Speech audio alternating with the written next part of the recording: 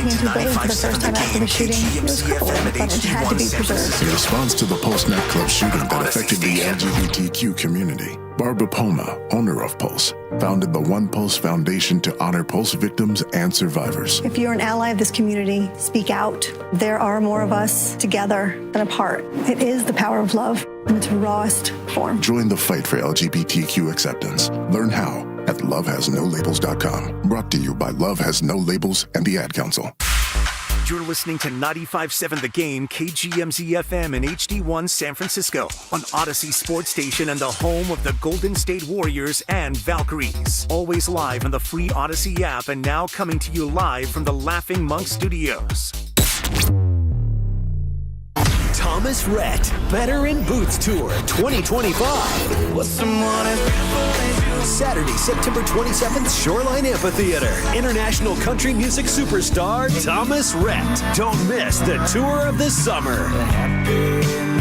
With Tucker Wetmore. I'm gonna wind up missing you. And the Castellos. On sale now at livenation.com. Thomas Rhett's new album, About a Woman, out now. When you own your own business, you own every decision. Catch the red eye or take the 6 a.m. Make a new hire or promote internally. Celebrate a win with a toast at the gate or unwind at the lounge. Big props to this team. Some decisions are a win-win. Like earning 8 times points on Chase Travel. Introducing Chase Sapphire Reserve for Business. With $2,500 in annual value, it's the business card that gives back all you put in. Visit chase.com/reservebusiness to learn more. Cards issued by JPMorgan Chase Bank and a member of FDIC, subject to credit approval. Terms apply. Something special for your outdoor living is on sale now at Dolan's. It's Fiberon decking for easy, carefree living. Why choose this durable composite? There's an amazing choice of colors. The rich look of multi-chromatic exotic hardwood. It resists splintering, rotting, and cracking with really low maintenance. See the colors and learn more at dolanlumber.com. Fiberon decking. On sale at Dolan's Home Improvement Centers. Coach, the energy out there felt different. What changed for the team today? It was the new game day scratchers from the California Lottery. Players, everything. Those games sent the team's energy through the roof. Are you saying it was the off-field play that made the difference on the field? Hey, a little play makes your day, and today, it made the game. That's all for now. Coach, one more question. Play the new Los Angeles Chargers, San Francisco 49ers, and Los Angeles Rams Scratchers from the California Lottery. A little play can make your day. Please play responsibly. Must be 18 years or older to purchase, play, or claim. This is Vanessa Deniston, senior attorney at the Dolan Law Firm. The Dolan Law Firm handles a diverse line of cases from personal injury to employment law. We're proud to say the Dolan Law Firm is just as diverse in our attorneys and staff. The Dolan Law Firm consistently achieves outstanding results with over $1 billion in verdicts and settlements. The Dolan Law Firm, the best, most diverse personal injury and employment law firm we hope you'll never need. Contact us at dolanlawfirm.com. You hear that?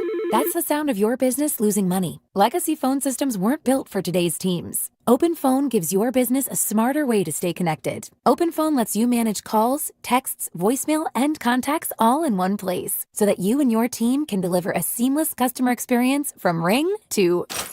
Need to take calls on the go? OpenPhone automatically transcribes, summarizes, and highlights next steps from every call, so you never miss a detail. Need insight into what closes a sale? With OpenPhone's AI call tags, you can instantly spot key topics like objections or pricing questions, and use those insights to coach your team and level up every customer interaction. And yes, you can bring your existing number with you for free. Keep your team in sync and your customers happy with OpenPhone. OpenPhone. No missed calls, no missed customers. Try OpenPhone for free at openphone.com/sports and get 20% off your first 6 months. That's openphone.com/sports. openphone.com/SPORTS.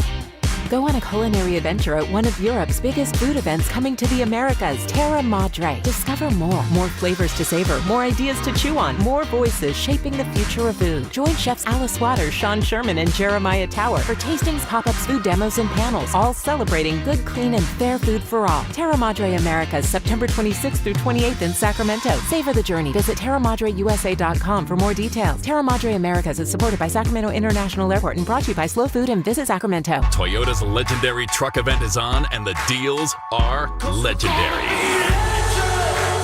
Just announced. Get low APR plus 500 bonus cash on 2025 Tacoma. Or get low APR or an incredible 3,000 cash back on 2025 Tundra. Get to your Toyota dealer now because this truck event is gonna be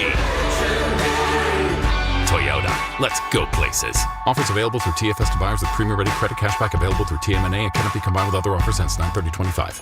Oh, could this vintage store be any cuter? Right? And the best part? They accept Discover. Accept Discover? In a little place like this?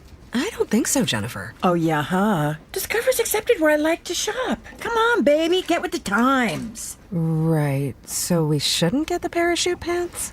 These are making a comeback. I think. Discover is accepted at 99% of places that take credit cards nationwide. Based on the February 2025 Nielsen report.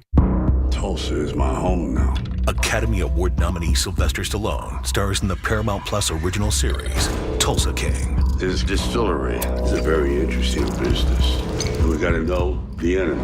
From Taylor Sheridan, co-creator of Landman. What are you saying? I'm a rat! If you think you're gonna take me out, it's gonna be really difficult. Tulsa King. New season now streaming exclusively on Paramount Plus. Sunny for San Jose today, going up to 94. Weather brought to you by Staples. Have you heard? The Staples Easy button is back with even more easy. Press it for custom prints, shipping services, even passport photos. Staples. That was easy. Wake up. It's time to wake on up. Wake up, wake up.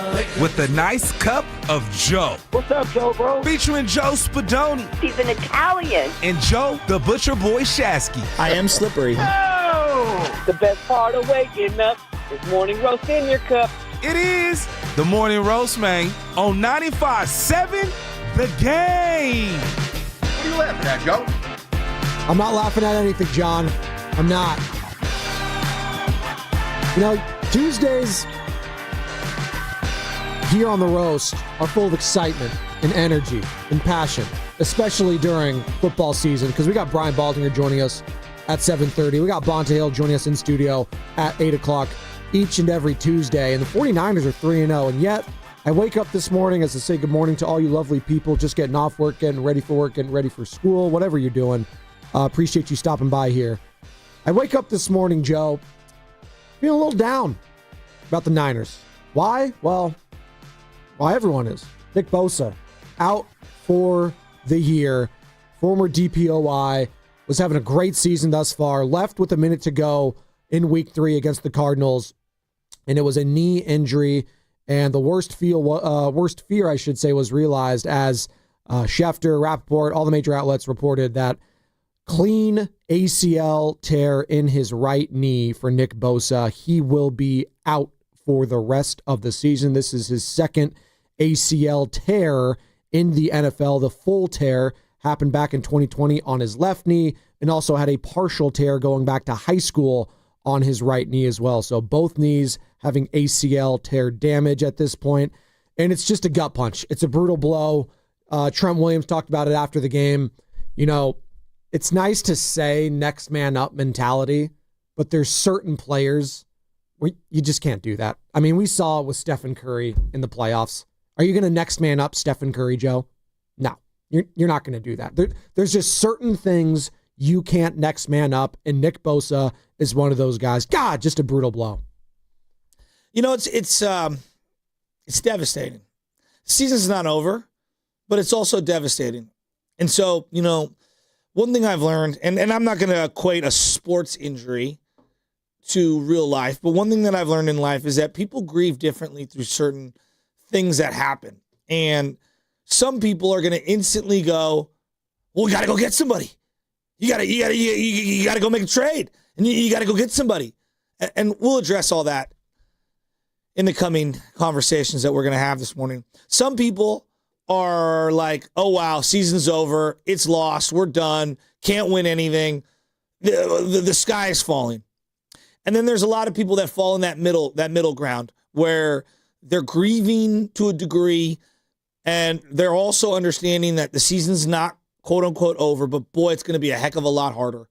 And I don't know what bucket I feel like I fall into this morning, but on many levels, I'm devastated for the player. because this is his second huge injury where he's missed a full season in the NFL in his prime, which is crazy. And then I look at the Niners and I'm like, well, your season is definitely not over. There's lots to fight for. There's lots that you can do internally and externally to try to mitigate the loss. And who knows, sports might happen, right? And then I also say, well, let's be pragmatic about this. Your ceiling on what you hope to accomplish, if it was Super Bowl, takes a hit. Doesn't mean they can't do it, but boy, it's a hell of a lot harder. And I come back to everybody's going to grieve in their own way. And I understand everyone that wants to fly off the handles and make every trade no demand. Get me Myles Garrett, get me Trey Hendrickson. And I'm just going to start here with this. I'm not panicking and going, go trade anything and everything to go get someone to offset the loss of Bosa. It's a huge loss. There's really only a handful of guys in the league that would make you forget about him. There's really only a handful of guys in the league who can close the gap from whatever they have on their roster now to whatever Bosa is and be somewhere in between. I'm just not ready to surrender high draft picks after seeing what this team has done with some of the picks that they have, like Ricky Pearsall, like Mykel Williams. I think they've actually hit on some of these picks. So I want to be very calm and thoughtful and not go off the radar here and go flying off the rails to trade heaven and earth for a guy like Trey Hendrickson, for example, who's in Cincinnati, who's going to be a free agent at the end of the year.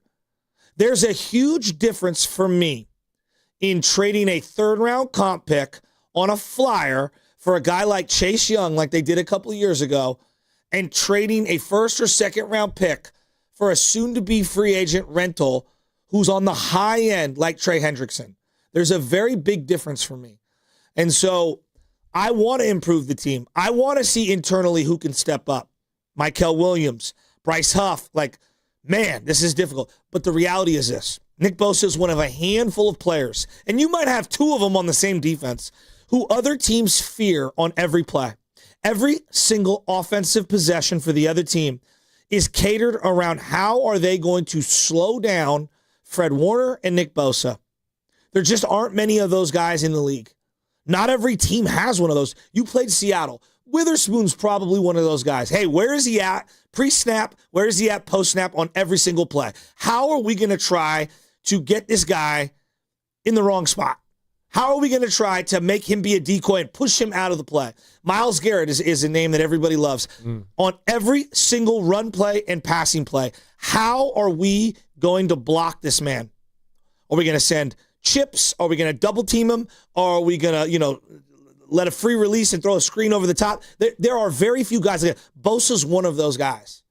So this is a humongous loss. Absolutely humongous loss. No, the season's not over, but it's a humongous loss. And I think they're going to really struggle to find the replacements. And there's so many questions that you have, Joe. There's all the short-term questions. How the hell are you going to beat the Jags and pick yourself up off the mat this week and find a way to beat a Jacksonville team who is now licking their chops like, oh, you don't have Bosa? Now we don't have to worry about him on every single play. And then there's the medium term, all right, how long can we weather this storm before the trade deadline? And then long term, well, where does this leave Bosa and the team schematically, financially, personnel-wise?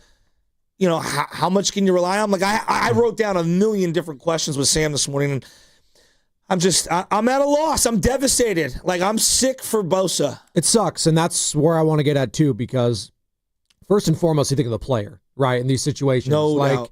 This is the second straight season where we have a devastating season-ending type of an injury to an all-pro player. Last year was Brandon Ayuk, and I do think the way we viewed the Ayuk situation, not to say it's different than now, but it was a little bit, because a little more tumultuous how fans were feeling about Ayuk because of the holdout, all of that, the hard feelings. He wasn't really producing early on in the season. I'd argue the team as a whole wasn't, but he was a big part of that. He was getting booed off the field, but it was just, you were gutted for the player first and foremost, and the extent of his injury. And with Ayuk, his was ACL, MCL. This is a lot more damage in his than what's being reported with Nick Bosa's. Now, once they get in there, they'll see the extent of the damage. By the way, we're talking to Dr. Nirav Pandya, UCSF Health 650. Doc Pandya, our 95.7 The Game injury insider. He knows all things ACL, the repair, the reconstruction, all of it. We'll get the lay of the land when it comes to the rehab of Nick Bosa and what we can expect, hopefully, from him, because he is 27 years old. It's not like he's 32, not like he's 33. That being said, there's a lot of wear and tear on that body, and you're just gutted for the player because this is a guy that started off this season so damn well. Like, he was taking over games. You saw early in games. You saw a motivated Nick Bosa. He wanted to be a team leader this summer, Joe. He talked about it. We had his father on just a couple months ago, John Bosa. Like, he really wanted to be that leader this offseason for all these young guys, this very unproven defensive line and defense in San Francisco. And he was trying to be more vocal. We know he's not a vocal guy. We know he's not a rah-rah guy. But he was even trying to, like, get out of his comfort zone. And I appreciated that if I was a 49ers fan. So it just sucks for him, first and foremost, that he has to deal with this. And we'll see the rehab. And you said it. These guys are addicted to working out. They are so locked in on the health, nutrition, the fitness, all of it. So it's just a brutal loss there. You could argue he is their best player and second most important player. Like, that's the player you're losing. Obviously, the quarterback is the most important position in the game of football. We know that. Right after that, it's almost always the edge player. Now, the 49ers, as you alluded to, are unique because they have Fred Warner there too, who is the best linebacker in football. But I'd argue that a elite edge rusher affects the game on a play-in and play-out basis a little bit more when they are a top guy. Myles Garrett, you saw it last week against the Packers. I mean, no one gave them a chance. Myles Garrett literally took over that game. He's special. Nick Bosa, special. On a field of Adonises, this is one of the guys that does stand out. Yeah. It makes you really appreciate the longevity and the ability to suit up every week of Fred Warner.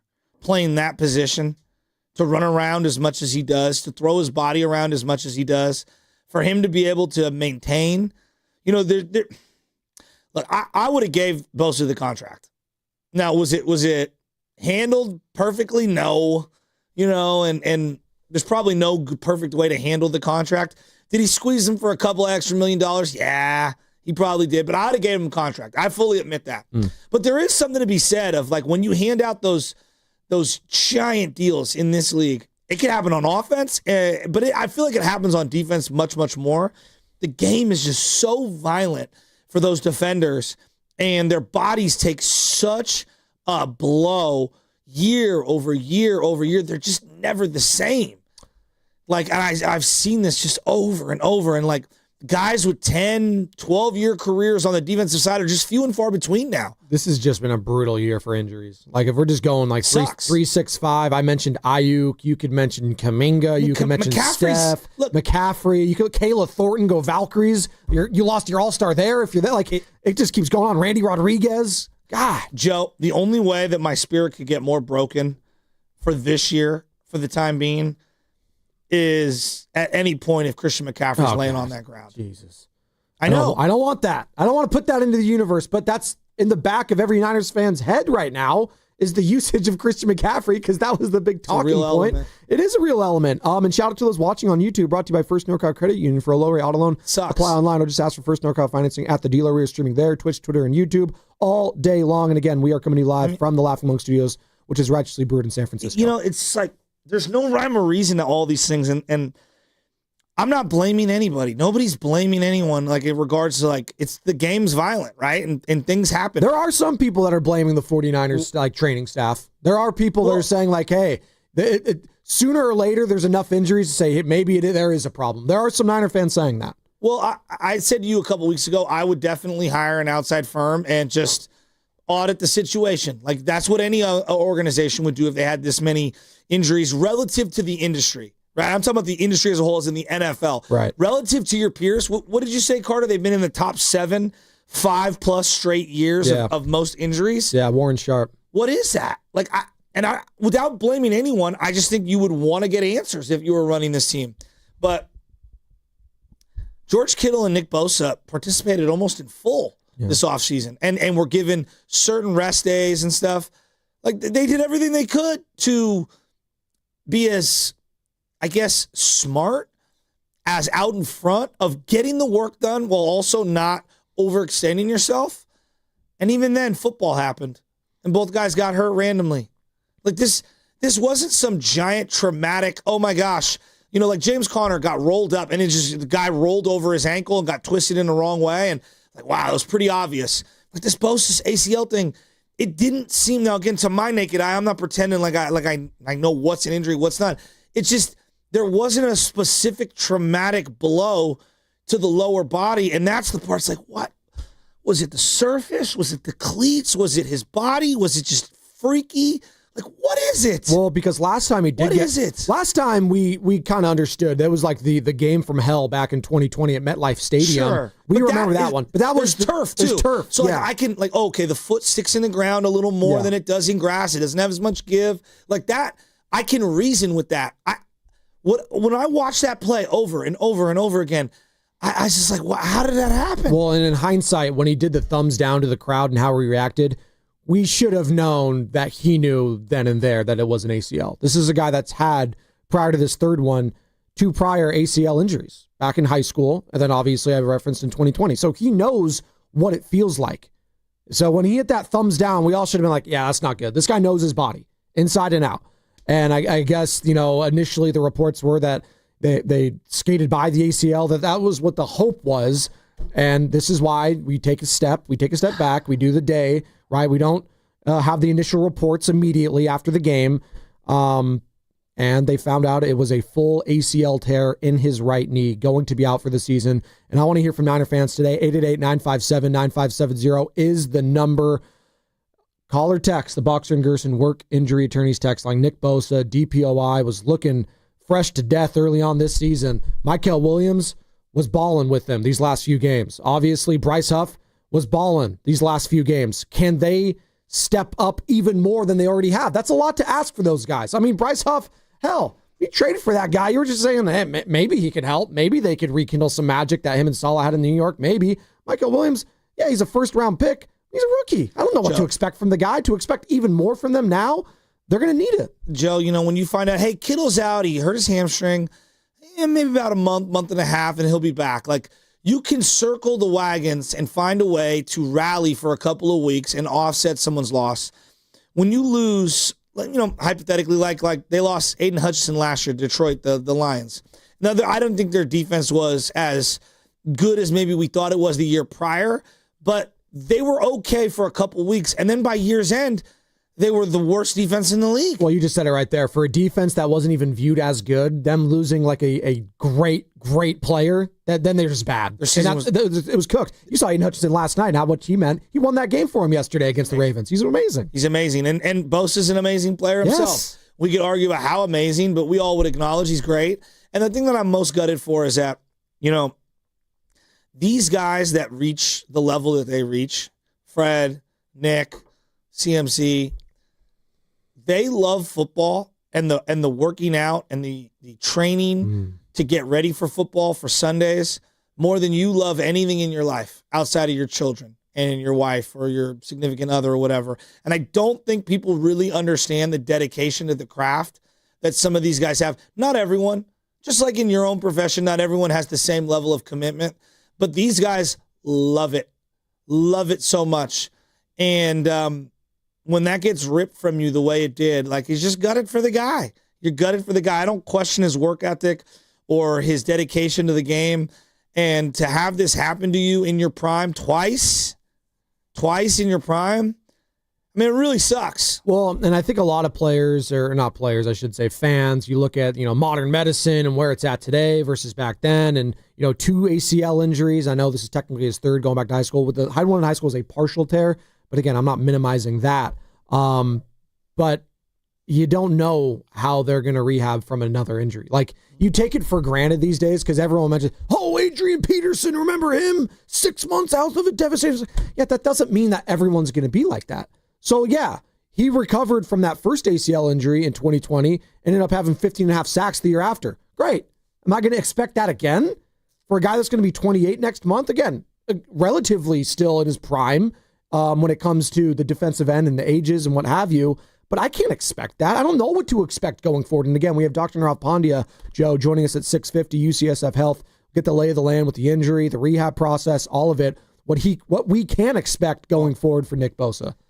And maybe today's not the day, but it's just another window of another set of Niners who just came up to the very end of getting married at the altar and for whatever reason got shunned on the ring and didn't get to be the bride and became the bridesmaid once again. And we're going to look back and we're going to say, dang it. Like, we had an opportunity to win not one, but 2 Super Bowls with Nick. And who knows where his career goes. Maybe down the line they find a way. But, like, Justin Smith, Patrick Willis, Navarro Bowman. I mean, how many guys do I have to name? These stars that we all love, they all fell short, and they just didn't get that championship. And this is why, like, seizing on those moments is so special. We got a break. Michael and San Ramon, John, Sally, we'll get to you on the other side. 888-957-9570. The season, though, is not over. They are 3-0. All right, Brock Purdy could be coming back this week. George Kittle's going to be coming back shortly. Christian McCaffrey's been playing well. Ricky Pearsall's looking good. At some point, hopefully, you get Brandon Ayuk back. We'll see with Juwan Jennings. There are still wins to be had this season, and this still can be a playoff team. It is a gut punch. How big of a gut punch? Was Brian Baldinger, 7:30, Baldy's Breakdowns, and Bonte Hill also in studio from 8 to 10 o'clock. We'll get to it all, and it's going to be brought to you by Frontier Ford. Hurry to Frontier Ford. Lease the all-electric Mustang Mach-E for $225 a month, or buy with 0% APR, 72 months with a $2,000 rebate. Federal EV tax credits on Mach-E and F-150 Lightning expire September 30th. FrontierFord.com.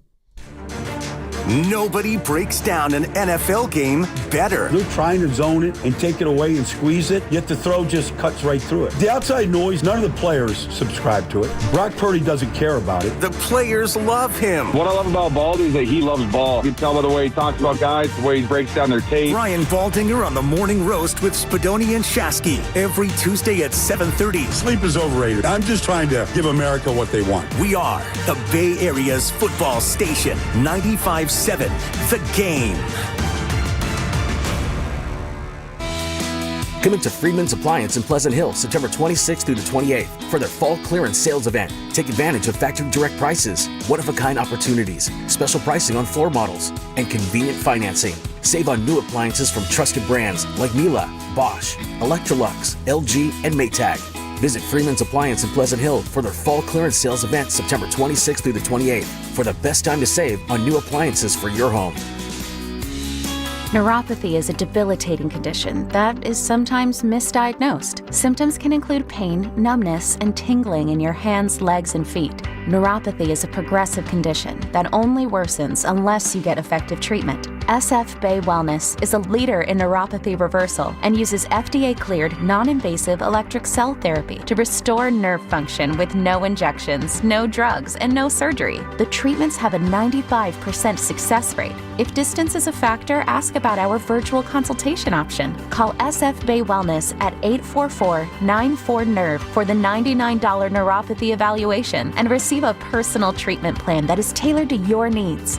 Don't wait another day. Call 844-94-NERVE. That's 844-94-NERVE. Why keep suffering with the painful symptoms of neuropathy? You deserve to live a pain-free life. Start getting the treatment you need for your neuropathy symptoms. Call today. I knew that I was not living the life that I wanted to live, but I didn't know how to get back on track. It gave me the time and space to take life one step at a time. I have a life beyond what I could ever dream.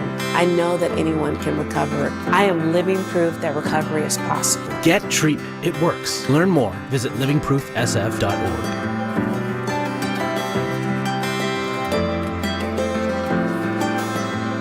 We all hear the radio ads about the IRS. They tell you to be afraid, to be scared, and they try to frighten you into calling. I'm not here to do that. Tax Relief Advocates is different. TRA is here to tell you that if you owe money to the IRS, whether it's $5,000, $50,000, or $500,000, we have a solution. It doesn't matter if you're sitting in your car, at work, or with your kids. No matter where you are, call now. 800-575-6986. Don't lose hope. TRA can eliminate or reduce what you owe to the IRS. Generous programs are now available that can give you a fresh start. Our passion is taxes and helping individuals fix their IRS problems. We have over 1,000 5-star reviews on Google and an A+ with the Better Business Bureau. You don't need to be afraid of the IRS any longer. End your tax nightmare today by visiting us online at TRA.com or call 800-575-6986. That's 800-575-6986. Tax Relief Advocates. Real solutions for real people. Celebrating 40 years with extraordinary rewards. Since our humble beginnings, we've believed in setting the standard for luxury, entertainment, and hospitality. This year, we invite you to be part of a defining moment in our story. Join us as we celebrate 4 decades of excellence and experience the unparalleled luxury that has made us a legend. Indulge in the extraordinary. Be part of our legacy. Cash in at Cache Creek Casino Resort. For over 70 years, Golden State Lumber and Showroom has developed strong partnerships with top brands like Trex. Leading the way in performance-engineered decking and railing, Trex offers products that won't rot, splinter, or fade. Their sun-comfortable, heat-mitigating technology keeps decks cool underfoot, and Trex marine-grade decking withstands saltwater, sun, and sand. Explore their latest Transcend colors, Hatteras, and Salt Flat, featuring a 50-year limited residential warranty. For a link to Trex, visit GoldenStateLumber.com. Golden State, when you succeed, we succeed. All right, team, it's game time. Blue 42, California Ace scratch right on 1. Wait, what play is that? Keep up, man. He said play scratchers for the California Lottery. Oh. With the new Los Angeles Chargers, San Francisco 49ers, and Los Angeles Rams scratchers, it's always a great call. For sure. On 1. Ready, set, hut. Play the new Game Day Scratchers from the California Lottery. A little play can make your day. Please play responsibly. Must be 18 years or older to purchase, play, or claim. From carriage house to glass aluminum doors, R&S Doors has a full line of commercial and residential garage doors and gates to suit anyone's taste and budget. Visit rsdoors.com. R&S Doors. Look for the red truck. Morning, Zoe. Got donuts. Jeff Bridges, why are you still living above our garage? Well, I dig the mattress, and I want to be in a T-Mobile commercial like you. Teach me, Saldana. Oh, no, I'm not really prepared. I couldn't possibly. At T-Mobile, get the new iPhone 17 Pro. On them, it's designed to be the most powerful iPhone yet and has the ultimate pro camera system. Wow, impressive. Let me try. T-Mobile is the best place to get iPhone 17 Pro because they've got the best network. Nice, Jeffrey. You heard them. T-Mobile is the best place to get the new iPhone 17 Pro on us with eligible trade-in in any condition. So, what are we having for lunch? Dude, my work here is done. 24 monthly bill credits on experience beyond for well-qualified customers plus tax and $35 device connection charge. Credits ended, balance due if you pay off earlier. Cancel. Finance agreement iPhone 17 Pro, 256 gigs, $1,099.99 and new line minimum $100 plus a month plan with auto pay plus taxes and fees required. Best mobile network in the U.S. based on analysis by Ookla Speed Test Intelligence data 1/2025. Visit T-Mobile.com. Join Lorenzo Neal and Evan Giddings at Laughing Monk Brewing in Sunnyvale every red and gold home game this season for our special live pregame broadcast. Plus, we'll have tailgate games, prizes, great food, and drink specials. For more information, visit 957thegame.com.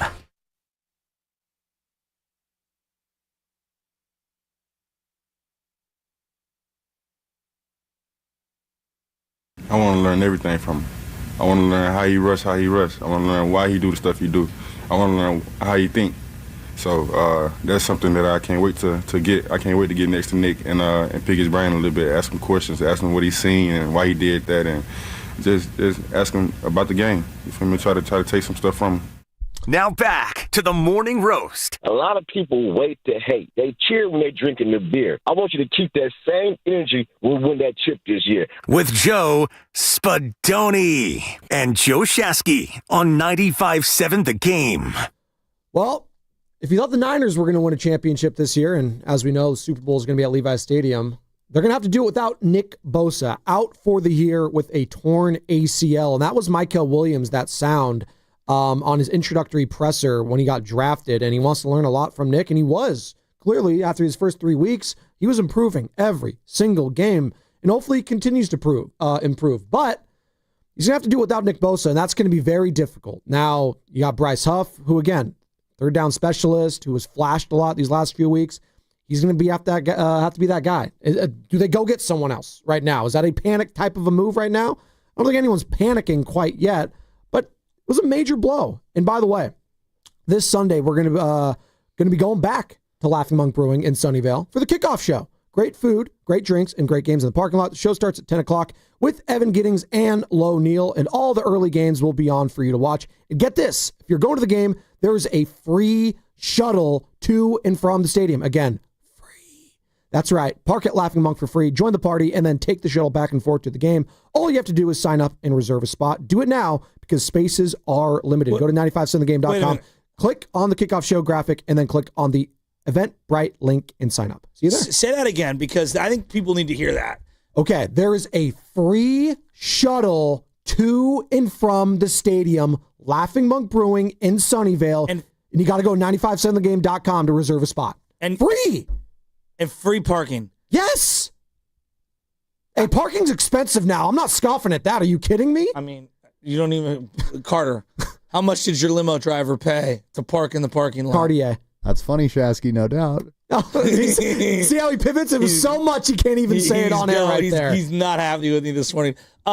That's cool as hell. So, Awesome. like, if you want to save yourself a couple of bucks, I mean, go to Laughing Monk Brewery. That's freaking awesome. And get some food. Yeah, absolutely. And hang out with Evan Giddings and Lo Neal. Lolo. Hey, a lot of Niner fans are feeling down right now. You know who always puts a smile on my face? Lorenzo Neal. I know. Puts a smile on my face. So yesterday I was down so bad after the Bosa news. Oh, no. I was at Molly Stone's when it went down. Did a little video in the car. Come to find out, Mike Garofalo's tweet where he says the same knee from 2020 is actually erroneous. And whatever. Everybody tell me it's not the same knee. Schefter got it wrong, too. A lot of them, yeah. Well, whatever. I was going off with the information in real time. I was down so bad, I went home. I deleted my Niner franchise, and I started a Browns franchise. Think about what I just said. As if they're in a better scenario right now. What? Why'd you do that? I just couldn't look at the Niner logo. Why? I'm down bad. No, this is... Wait. You're a man of faith, are you not? Oh, yeah. So your faith is getting tested right now, and you're just jumping ship? That's what you're doing? No, I'm just... Did JC jump ship? No, he didn't. He pivoted. Is Joe Shasky jumping the ship right now? You're 3-0. You're first in the NFC West. What are you doing? I was actually watching a documentary about you and Steiny. The travel of Jesus and where he went. I'm dead serious on this. And like all the different areas. Yeah. What? The Dead Sea. Continue. And all the different areas that he visited. And yeah, so it was very interesting. Okay. And they also found this letter that he wrote to his brother Thomas. It's pretty cool. Yeah, well, okay. Well, oh, ye of little faith right now. I'm not giving up on the 49ers. I know you're not saying you're giving up on the team, but the expectations for them have definitely shifted for some fans. Joe. But I'd argue right now, and this is where you can't, and we were talking about this before the game, you can't play the schedule game. No. Right? And I get it. And we were talking about that early on, and I do think that they have benefited somewhat from, I'm not going to say a soft schedule. Favorable. We'll see. Favorable early on. The Saints, I think we all knew the Saints were going to be amazing. Now, they put up a dogfight at their home, and that was to be expected early on in the season, and they may not win a lot of games. They may have 1 or 2, 3, 4. Who knows? The Cardinals, we'll see. Right now, the Seahawks look like a different team from week 1 when you beat them up in Seattle. Their offense has looked explosive the last couple weeks. So you can't make sweeping declarations after the first couple weeks. That being said, Nick Bosa was looking pretty freaking good. Not saying he was going to be DPOI, but he looked fresh. He looked prepared. He looked confident. He looked like he was commanding double teams every single time. And that's ultimately what did him in, was a double team. And it was a minute to go in the first quarter. He's laying down there on his back, Joe. We all kind of saw it. Like, when you were there at the stadium, and that's why I text you, because like you can't see everything when you're at the game, so I want to be sure I'm texting you and giving you the updates and stuff. He was getting stretched out. I think we all thought because of the heat and everything, maybe it's just cramps. Hopefully it's just cramps. And then when I saw the screenshot of the thumbs down, I was like, this is really serious. This is for a guy, and again, I'm going to say it, for a guy that's already had 2 ACL injuries in his career, he knew probably immediately this is another one, and it's a gut punch. It is. So you asked me about my faith. Yes. I'm Catholic, so whatever I believe in, I don't expect others to believe in. My big belief in life is whatever makes you a better person, roll with that. I'm not going to tell you who to worship, who not to worship, etc. But I would be lying to you, and I've told this to Father Patrick in confidence many a time. Guest to the roast. My faith has been tested many times, and I've questioned things that have happened to me, around me, stuff like that. And like, this is one of those moments where now, like, the Niners are being tested. I mean, it happens. This is life. You know, if it was easy, everybody would be a billionaire and we would have no stresses and no worries. And so this is a huge test for Saleh, the other individual players on that defense, for Kyle Shanahan. This is a huge test for the entire team. And they're going to have to find a way to do the best they can to offset this loss. You're never going to replace it. You just can't. There's just no way. And last year, they kind of failed to replace Christian McCaffrey or offset his loss. I thought at times they did a good job patching it up. But by year's end, would we all agree, like, missing him for the 13 games was too many games for them to weather the storm? It was devastating. That probably will end up happening here in this Bosa situation. 14 games you have to weather, and it might just be too many games to weather the storm. It just might be. That doesn't mean you can't have a heck of a year and bounce back and do everything you can to try to fight through it and claw your way to the playoffs. I'm not taking anyone off the hook, but their road becomes infinitely more difficult without him. Absolutely, and we'll continue this conversation on the other side. Michael and St. Ramon, SF Bay Dremel we'll get to. We got Brian Baldinger joining us at 7:30, courtesy of River Islands. Baldy's Breakdowns is better than anyone else. Knows Nick Bosa, knows his brother Joey and his father. They are very tapped in there, so we will get the lay of the land when it comes to Baldy. And then on the other side, we got Dr. Nirav Pandya, UCSF Health. So 6:50 in about 10 minutes, Doc Pandya talking about this ACL tear and what it means for the future of Nick Bosa on the Niners.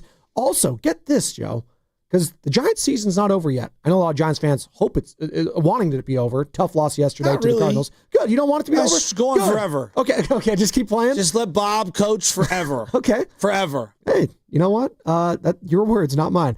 We got 2 pairs of Giants tickets to give away today for Saturday's game against the Rockies. And at some point between 7 and 7:30, Carter, when you hear this sounder, between 7 and 7:30,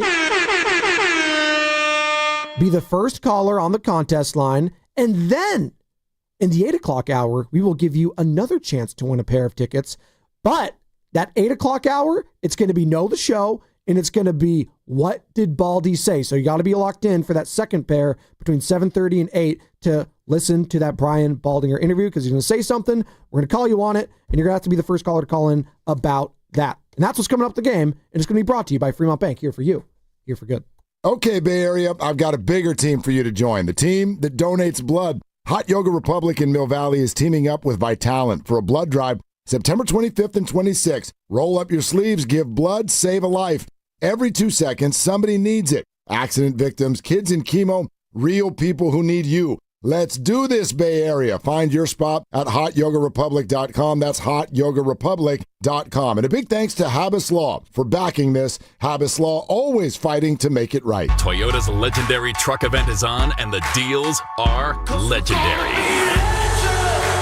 Just announced, get low APR plus 500 bonus cash on 2025 Tacoma, or get low APR or an incredible 3,000 cash back on 2025 Tundra. Get to your Toyota dealer now, because this truck event is gonna be Toyota. Let's go places.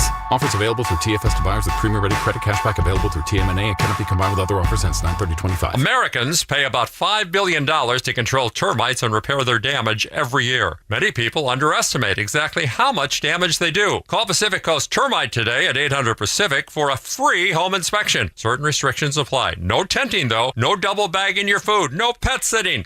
Mention KCBS and get 10% off termite treatments and a 2-year guarantee on their work. Call 800-PACIFIC.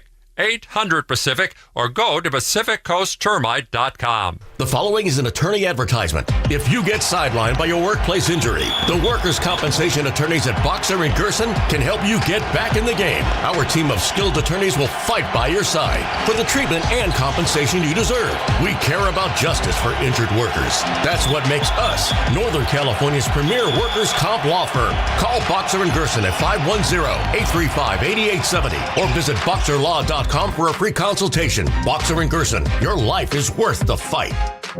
It's almost here, budget season. Are you trying to do more with less? You're not alone. Thousands of companies from $10 million to $300 million in revenue trust My Outdesk to solve staffing gaps, control costs, and accelerate growth. Whether you're scaling, cutting overhead, or battling turnover, My Outdesk's elite global talent helps your team move forward with confidence, fast. Book your strategy call and find out how much you could save. My Outdesk, where momentum meets results. Visit myoutdesk.com. That's myoutdesk.com.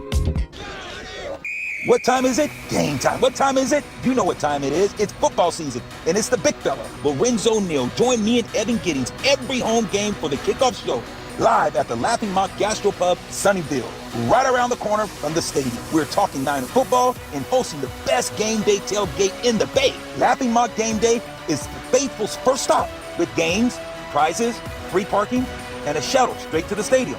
Righteously brewed in San Francisco and faithfully brewed for the family. Something special for your outdoor living is on sale now at Dolan's. It's fiber-on decking for easy, carefree living.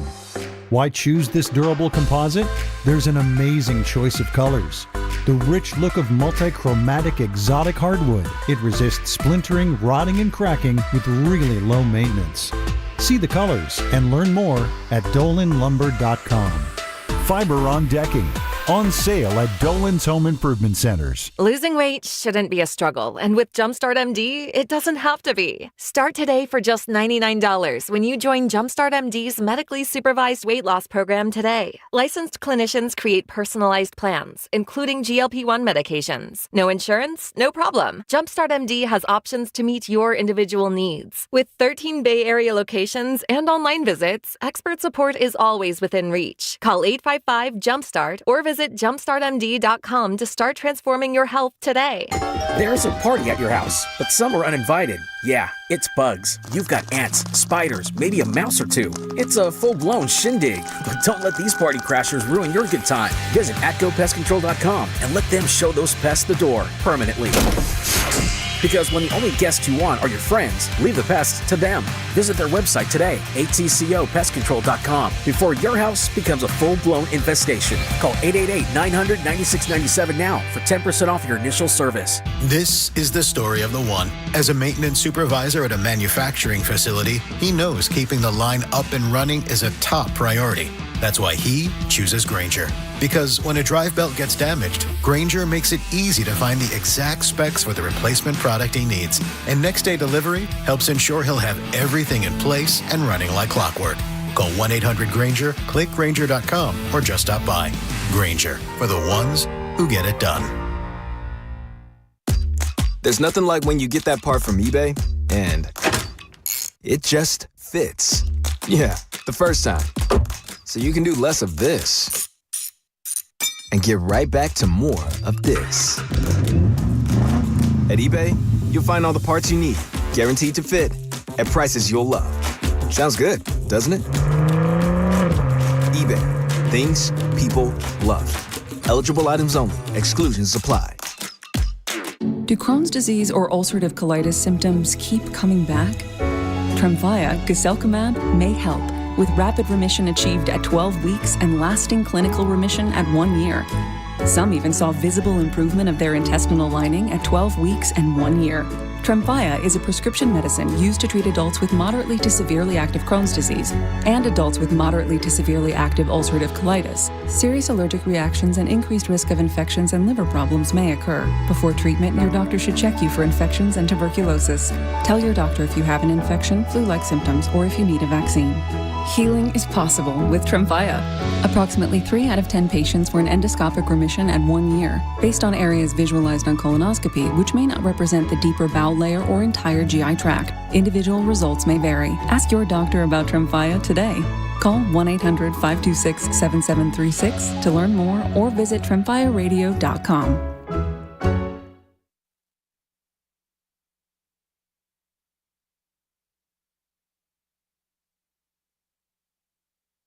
Good morning, Rose. This is the Morning Rose with Joe Saboni and Joe Strasky. We'll be right back after the break. Oh, no. We are back, and it's brought to you by Golden State, serving the Bear for 3 generations. When you succeed, we succeed. Visit goldenstatelumber.com. Let's get right into it. Michael and Saint Ramon, SFA drummer. We will get to you after we get to Dr. Nirav Pandya, who joins us now on the River Islands guest line. As all guests on 95.7 The Game appear on the River Islands guest line, isn't it time for you to discover the islands? River Islands in Lathrop, orthopedic surgeon at UCSF Medical. And Doc, good morning to you. Joe Spadoni alongside Joe Shasky. This is the third injury to the ACL for Nick Bosa, and obviously it's the second on his right leg.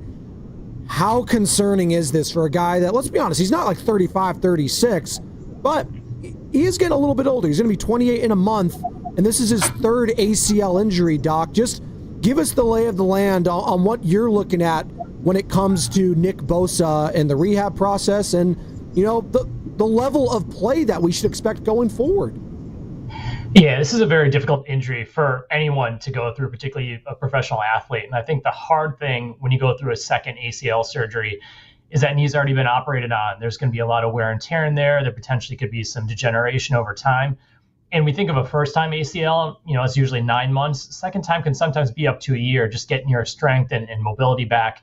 The one thing that's working in Bosa's favor is just a phenomenal athlete. And I think what limits a lot of people when they get that second ACL surgery is that, that motivation to work out, get that muscle strength back. It's that much harder to build back, but Bosa's already starting so high and has experience with it. So I think that's what's working in his favor. But his age and the fact that he's had multiple injuries is a little bit concerning. But if there's anyone who may potentially have a positive outcome, it could be him. They said that it was a clean tear. What does that even mean, and is that a good thing? Yeah, so it's funny. They use that term a lot. The Rappaports and the Schefters use that term, but it's something we don't really use that much, when we see patients. But what they're typically trying to say is that an ACL is just an isolated injury, and then there's no meniscus tear, there's no ligament tear, there's no other damage that they're seeing in there. So I think a lot of this has to do with the fact that it is simply just a clean ACL tear and no other secondary damage there. Okay, so like with the Brandon Ayuk injury, like there was clearly a traumatic collision, right? And I think those things are easy to justify in our head or whatever. Like, oh, well, yeah, he got hit. James Conner, wow, he got wrapped up, the ankle just completely dislocated. This one seemed very, not nondescript, because I don't want to make it sound like that, but what did you make of how it went down?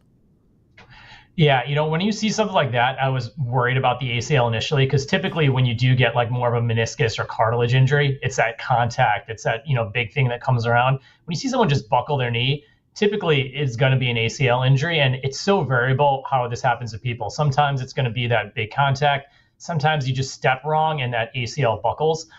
So it's so variable. But when you see that and you've had a history of prior injury there and potentially surgery on that knee, athletes know that. When you see Nick Bosa give the thumbs down, you talk to people who've torn their ACL once, they know what it feels like. So that was the thing that was super concerning, was that for a guy who's out there and puts his body on the line, he knows. And when you get that feeling, it's something that athletes don't forget. So that was the big concern that I had when you see that buckle happening.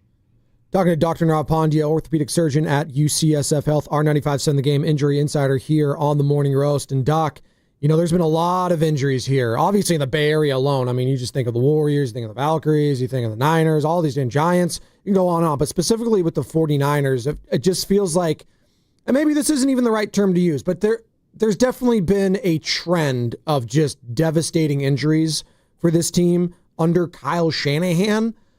I'm not asking you to, throw the medical team under the bus or call them out. I'm not trying to put you in a bad spot.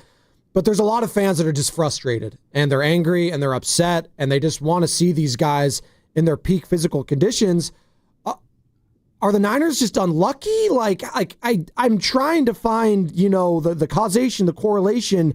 Is it just unlucky at this point if you're a 49ers fan watching this team and all these players just getting hurt? Yeah, I think a lot of it does have to do with just bad luck. But, look at what are factors we know that can cause someone to be injured. I think injury history coming out of high school and college, Bosa had injuries when he was in high school. You talk about even the Trent Baalke era when we were, drafting all these players that have prior injury history. So I think that's the most variable factor. We think of this as like, oh, you were injured in college and you're fine, but that carries risk with it. And I think the second thing we don't talk about as much is for West Coast teams, they do a lot of travel.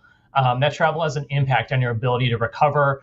You're flying across the country. You're also playing on some fields that have turf. So I think all these soft factors do play a role as well, too. But I think the most important thing is injury history. And then if you actually do compare them to other teams, I know every year, first 2 weeks of the season, we're like, oh, the 49ers, everyone's getting soft tissue injuries. it's pretty consistent, early on in the season. But I think where we see the difference is those big season-ending injuries. And for whatever reason, the 49ers do have more of that happening. But those are most of the time things you can't control. So I think it's just a little bit of bad luck, heading into the season. Just randomly, because I've been kind of hypothesizing, like if this were any other corporation, you would hire an outside firm to run an audit. Just not necessarily pointing the finger at anyone, just, hey, what is everyone else in this industry doing? What are we doing? And let's compare and contrast that. Am I on to something there? Like if they came to you, Dr. Narab, and they said, like, hey, like, evaluate what we're doing in contrast to the rest of the league. I mean, would that be beneficial? It just feels like I'm not even trying to look for a reason why. It's just something has to be studied, and I don't know really what the answer is or what the team should do. Yeah, I think it would benefit all teams. I mean, I think one of the things that's, different than the NBA is NFL, all the teams are very secretive. They don't want to kind of, share their strength and conditioning strategies or even share their injury history. So I think it's important if all the teams got together and kind of said, hey, what are the best practices? What are the way we can optimize outcomes? Because at the end of the day, NFL benefits when all their players and stars are healthy. So if they can all come together and figure out how do we keep these players healthy, it's going to be beneficial. No one wants a Nick Bosa out for the season, even though other teams may benefit from it. So I think that's the key thing. How can we ensure player health? Just like things like the NBA and Major League Baseball are trying to do. All right, so there's also this other theory that you and I have talked about, like just specialization too early in life for kids. And specifically when it comes to these professional athletes, it feels like Bosa, McCaffrey, the similar thread is they've been track and football athletes since the day they were 12. Yes, they played other sports, but like around 12 or 13, they picked one specific career path and stuck with that sport. Is there anything to that and why we are where we're at in terms of their bodies are just so wound too tight for their particular sport and there's not enough off time? Like I'm trying to find some sort of rhyme or reason behind all this because it just feels like there's more now than ever of these season-ending injuries. Yeah, absolutely. I think that plays a tremendous role. And I think a lot of it has to do with the fact these players, we talk about big injuries, but they have so much more wear and tear by the time they're playing high school, they're playing college. And the NIL pressures are going to make athletes want to specialize even at younger and younger ages because of that. So I think a lot of that has to do with the fact that they're wear and tear on their body. And also bigger and bigger athletes are expected to do even more explosive things with their bodies now. And the ACL hasn't adapted. The ACL is still the same, but you're getting people as big as Nick Bosa trying to play like receivers did, 20, 30 years ago. So I think the body just hasn't adapted. So you're specializing, having bigger athletes do more impactful things. And eventually you're going to get younger and younger athletes who are getting these traumatic injuries. I mean, the fact that Nick Bosa's had 3 injuries before age 30 in ACL, that would be unheard of 20 years ago. So we definitely need to take a look at how these young athletes are getting trained.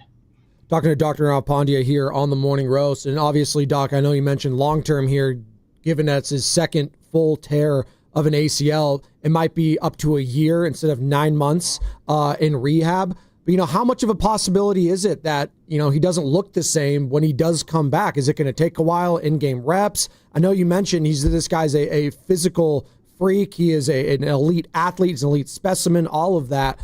But, it comes to a point, even the greatest of the greats says sometimes there's too many injuries. Yeah, no, I think that definitely is a worry. I mean, I think the big thing we look at, number one, is you don't know how the knee is going to respond, right? And you could go through the rehab, everything could go great with surgery, but the big unpredictable part is how does that knee respond to contact? How does it respond to when you're playing? And it could be one of those things where the knee's swelling up, here's a couple of weeks off, et cetera. So that's an unknown factor. And number two, it's usually the second season back. We saw that with Clay, we saw that with other athletes where their statistics get more normalized. Luckily when Bosa had that injury in 2020, his first season back was actually pretty good. But once again, you just don't know what that level of performance will be. So could he come back? Absolutely. Could he come back at a high level? Yes. But I think the fan base is going to have a little more patience with someone who's had 3 ACL tears and how they're going to come back and how they're going to respond. But if there's anyone who can do it, I think it can be him. Sorry, Joe. I wanted to get this one in there before Nick, because you've been great and your time has been awesome, Doc. But the PCL injury for Mac Jones before, real quick, Joe. Okay. The PCL.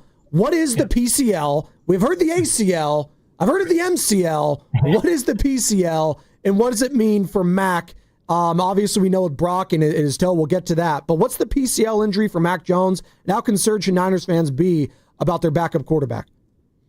I think it's a relatively low concern. I mean, the fact that he actually has this injury and's been playing with it, see him with the brace, not with the brace on.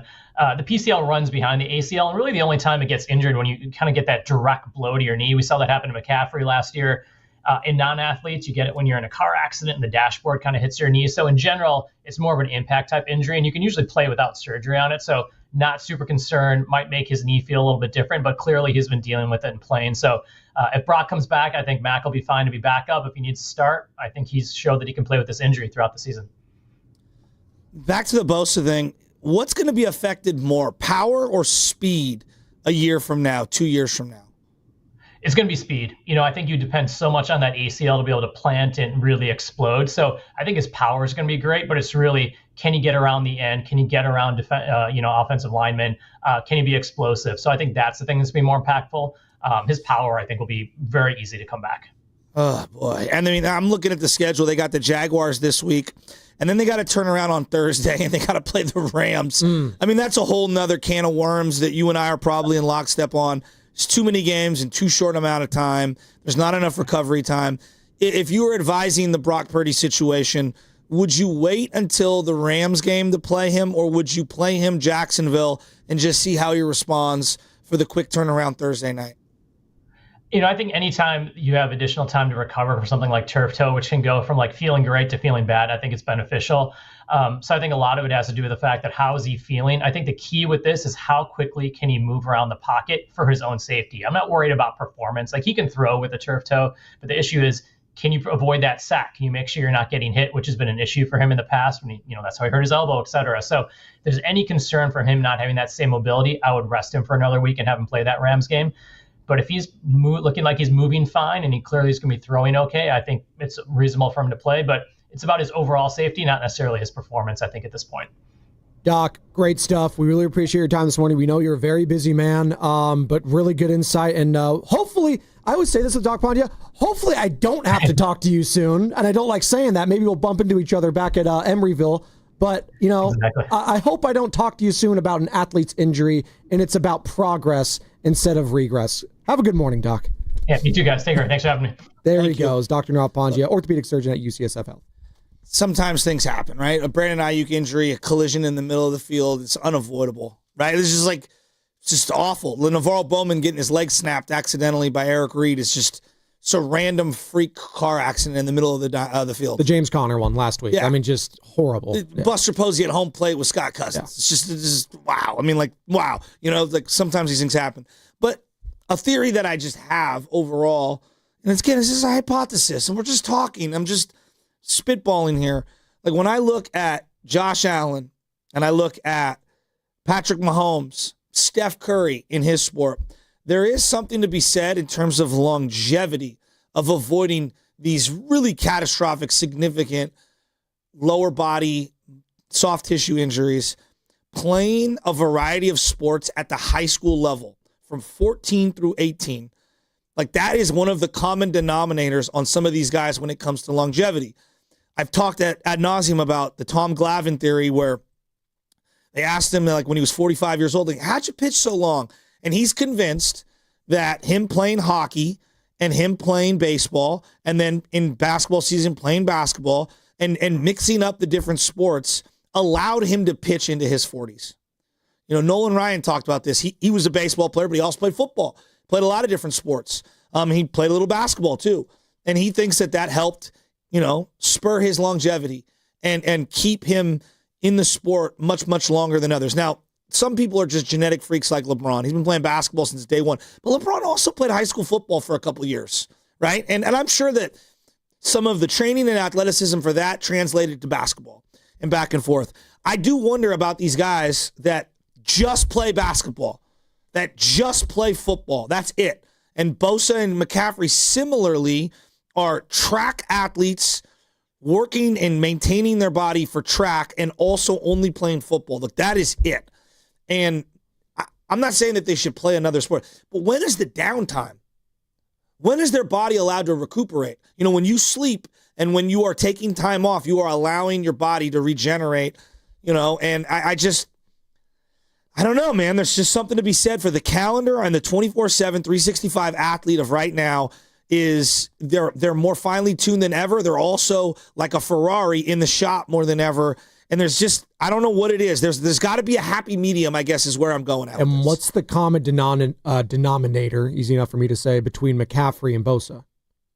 Both their dads played in the NFL. No doubt. You don't think that they were at a very young age being taught the route running, the playing, I'm not blaming their fathers. I'm not blaming how they're No. But they specialized very early. But they specialized very early. Yeah, no doubt. And there is something to be said about, and I'm glad you're bringing it up, just playing one sport. And again, you mentioned they've probably played multiple sports and just being workoutaholics, what have you. And again, we'll talk to Baldy about all of that in about 25 minutes. Brian Baldinger, Baldy's Breakdowns, every single Tuesday at 7:30. He knows the Bosas very well. I'm sure he's gutted for Nick right now, who is looking pretty freaking good in the first few weeks of the season, but now is out for the rest of the year with a torn ACL. As you were listening to 95.7 The Game, KGMZ FM, and HD1 San Francisco, and Odyssey Sports Station, and the home of the Golden State Warriors and Valkyries, always live in the Free Odyssey app community, live from the Laughing Monk Studios. SF Bay Drummer wants to join the conversation. What's up, SF Bay Drummer? You're on the Morning Roast. Hey, what's up? Yo, man, I was so happy on Sunday. I was so happy I purchased tickets for Week 8 when they come out here to play the Houston Texans. Then the game happened, and then Bosa got hurt. But you know, I still have faith in the Niners. Like, we have 3 wins right now. Yeah, it's a tough task, but you know, out of the rest of the games we have left, I mean, I still think we can still win another 7 to 8 of them.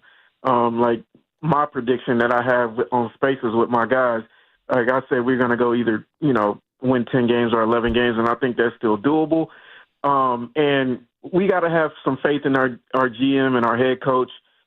Whenever the Niners did good, even though we didn't get all the free agents, or free agency didn't happen the way it did in the spring, John Lynch is going to get us somebody who's going to help us. And you know, I'm looking at Miami, I'm looking at New Orleans. You know, they're in cap crazy, and so, you know, Cam Jordan could probably come over to the Niners. You never know, but I mean, I'm thinking somewhere around Week 8, around the trade deadline. I think the 49ers will get something so we can make that big push to the playoffs.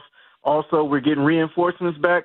DeMarcus Robinson's coming back. Brock Purdy's probably going to be coming back soon. Kittle's going to be coming back soon. So, you know, it's up to Mr. $53 million a year. He can't be a bus rider no more. He got to show up on offense and really carry the team. And now what's happening in reverse, the defense they carried for the first couple of weeks, and now it's going to be the offense turn. And you know, I think the Niners can still win and win and get this division. So have faith, 49er faithful. It's not all bad. We got a favorable schedule. So, I mean, we just got to show up and do what we need to do. So let's go Niners. Let's go. That's SF Bay Drummer. Appreciate the call. The team will have to force the hand of John Lynch and Kyle Shanahan if they want another move. The team will show that they deserve to be invested in at some point this season. Again, it is early, and I think how they've won these games and the defense making the plays they have, I think that makes me feel a lot better, Joe, going forward with this defense. Again, they're going to miss Nick Bosa. It's not a next man up mentality here. Yeah, you can try to have that, but Trent Williams talked about it. We'll hear from what he said again after the game. It's like, you just don't next man up a guy like Nick Bosa, DPOY. You need 3 or 4 guys to replace him. And I don't think John Lynch is about to add 3 or 4 different defensive linemen. That's not the case here. But the fact that in the secondary, Upton Stout making plays, the fact that D. Winters has looked like, you know, Dre Greenlaw reincarnated on the Niners has been a fun development early on here. The fact that Michael Williams has shown up the last few weeks. The fact that Bryce Huff has shown out the last few weeks. Fred Warner playing like Fred Warner, a DPOI kind of candidate early on here. That gives me confidence in this group. And the fact that Robert Saleh is back gives me confidence going forward. So yes, absolutely. No one's punting on this season. It is just a major, major loss. It'd be the same if it was Micah Parsons with the Packers. It'd be the same if it was Max Crosby with the Raiders, or, you know, player X, Myles Garrett, Trey Hendrickson, all these guys. Nick Bosa is a part of those conversations. Aiden Hutchinson, you referenced, for the Detroit Lions. I think it's a great comp. It is very difficult to try to just move past it and just say, oh, no, well, next man up. I mean, that's life in general. You know, life, you know, just goes on, and it's cliche, but it's the truth. You're going to have to just move on from this guy, and that's what the 49ers organization is going to do. This is what Kyle Shanahan, before I get to that sounder, though, your San Francisco Giants take on the Colorado Rockies at Oracle Park this Saturday, September 27th. The first 40,000 guests receive a Rafi Devers t-shirt. Buy your tickets at sfgiants.com, but if you want to win your way into the game, be the first caller to the contest line right now at 415-523-4652. That's 415-523-4652, and you'll score 2 tickets to the game courtesy of Camus Vineyards. All right, before we hit the break, this is what Shanahan had to say in regard to Nick Bosa's ACL injury. I was told it's as clean as it gets in terms of if you have an ACL. I was told that it was the kind that you want. And here's more about how he explained how he tore it.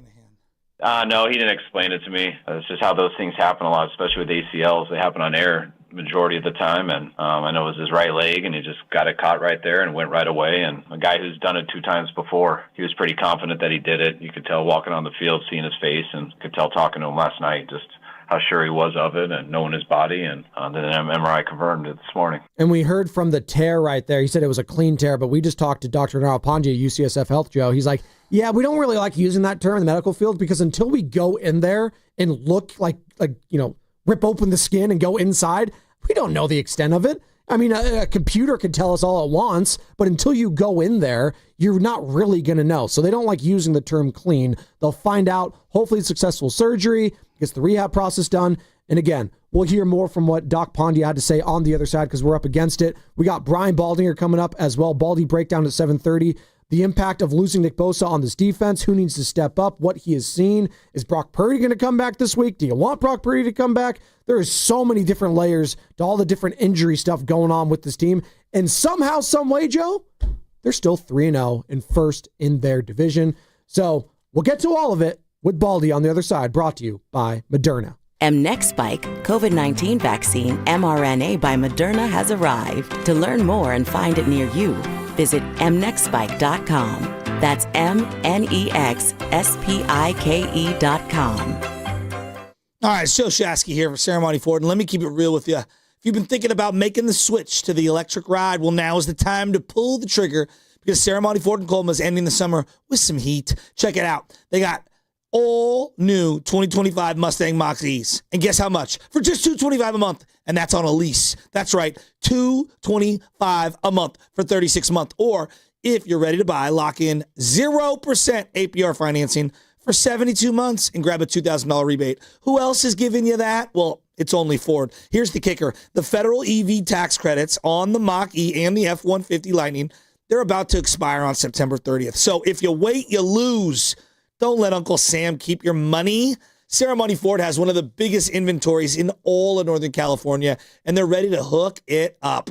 Find them right off at 280 in Colma or online 24/7 at ceremonyford.com. That's Ceremony Ford, the Bay Area's Mach-E Superstore. Tell them Butcher sent you. Nobody breaks down an NFL game better. They're trying to zone it and take it away and squeeze it, yet the throw just cuts right through it. The outside noise, none of the players subscribe to it. Brock Purdy doesn't care about it. The players love him. What I love about Baldy is that he loves ball. You can tell by the way he talks about guys, the way he breaks down their tape. Brian Baldinger on the Morning Roast with Spadoni and Shasky every Tuesday at 7:30. Sleep is overrated. I'm just trying to give America what they want. We are the Bay Area's football station, 95.7 The Game. When you own your own business, you need to keep things moving. Need to book a last-minute flight? Earn a $300 travel credit to cover that. Need to take a meeting before takeoff? Do it from the comfort of the Chase Sapphire Lounge by the club. Need to catch your breath before you board? Done. With $2,500 in annual value, the new Chase Sapphire Reserve for Business is the card that gives back all you put in. Visit chase.com/reserve business to learn more. Cards issued by JPMorgan Chase Bank, N.A. member FDIC, subject to credit approval. Terms apply. You hear that?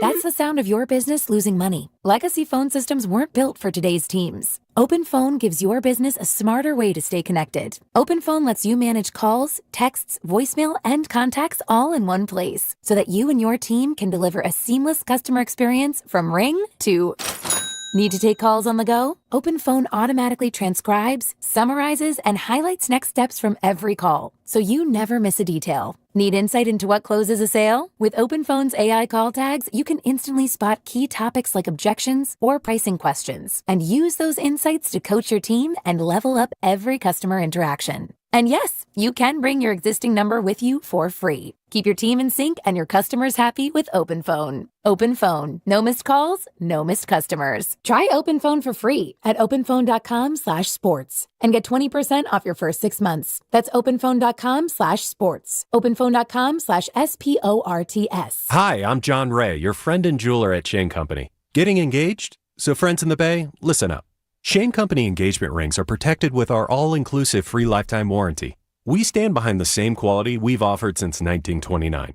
Our rings are crafted to last. It's why our warranty is the only one that protects your center stone. We also cover repairs, resizings, cleanings, and so much more. That's money you keep for you and your family, because a friend always has your back. Shane Company, your friend and jeweler. It's time to get away to Cache Creek Casino Resort during our Back to Bingo drawings going on now until September 28th. Party like it's 1985 with hourly cash prizes every Sunday from 1 to 6 p.m. And don't miss the grand prize drawing at 7 p.m. where you could win up to $15,000 cash. Get away today and cash in at Cache Creek Casino Resort. Hey, it's Evan Giddings, and I want you to join me and Mark Grandy at Friedman's Appliance in Pleasant Hill on Saturday, September 27th from 12 to 3 p.m. for their fall clearance sales event and take advantage of one-of-a-kind opportunities. Now is the best time to save on new appliances for your home. It's time to trade in and trade up during Lazy Boy's Trade-In Day sales event. Save 20% store-wide on recliners, sectionals, sofas, and more. Plus, get an extra $100 off when you upgrade your comfort. Trade in the old, bring home the new, and save big at Lazy Boy Furniture Galleries. Morning, Zoe. Got donuts. Jeff Bridges, why are you still living above our garage? Well, I dig the mattress, and I want to be in a T-Mobile commercial like you. Teach me, Saldana. Oh, no, I'm not really prepared. I couldn't possibly. At T-Mobile, get the new iPhone 17 Pro on them. It's designed to be the most powerful iPhone yet and has the ultimate pro camera system. Wow, impressive. Let me try. T-Mobile is the best place to get iPhone 17 Pro because they've got the best network. Nice, Jeffrey. You heard them. T-Mobile is the best place to get the new iPhone 17 Pro on us with eligible trade-in in any condition. So, what are we having for lunch? Dude, my work here is done.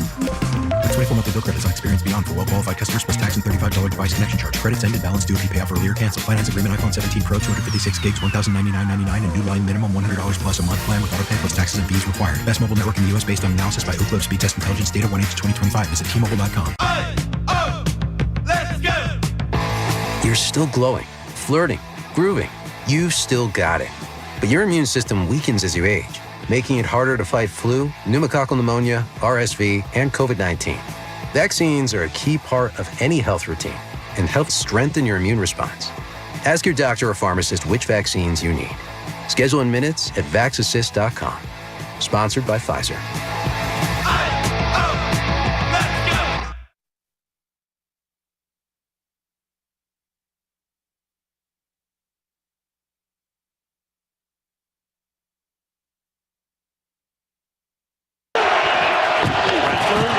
Working, pocket collapsing, down he goes, Nick Bosa. He had the strip sack last week to salt it away. He's got his second sack of the season to force the punt team on. Hey, it's Willard from Willard and Dibs coming up at 2 o'clock today, but now back to the morning roast with the Joes. How perfect is it that a guy named Spadonuts is on in the morning? I can go for some donuts right now. I'm not going to lie, Mark Willard. You want to send some in here? I'd be very appreciative of that. You know a guy that doesn't eat donuts probably is Nick Bosa. The guy is just chiseled out of granite. And if I'm betting on anyone to come back from not one, but 2 ACL injuries, it would be a guy like Nick Bosa. I'm dead serious on that one. Like, he is dedicated to the craft. He lives in the gym. He is all about weight, nutrition. The guy, him, his brother, all of it.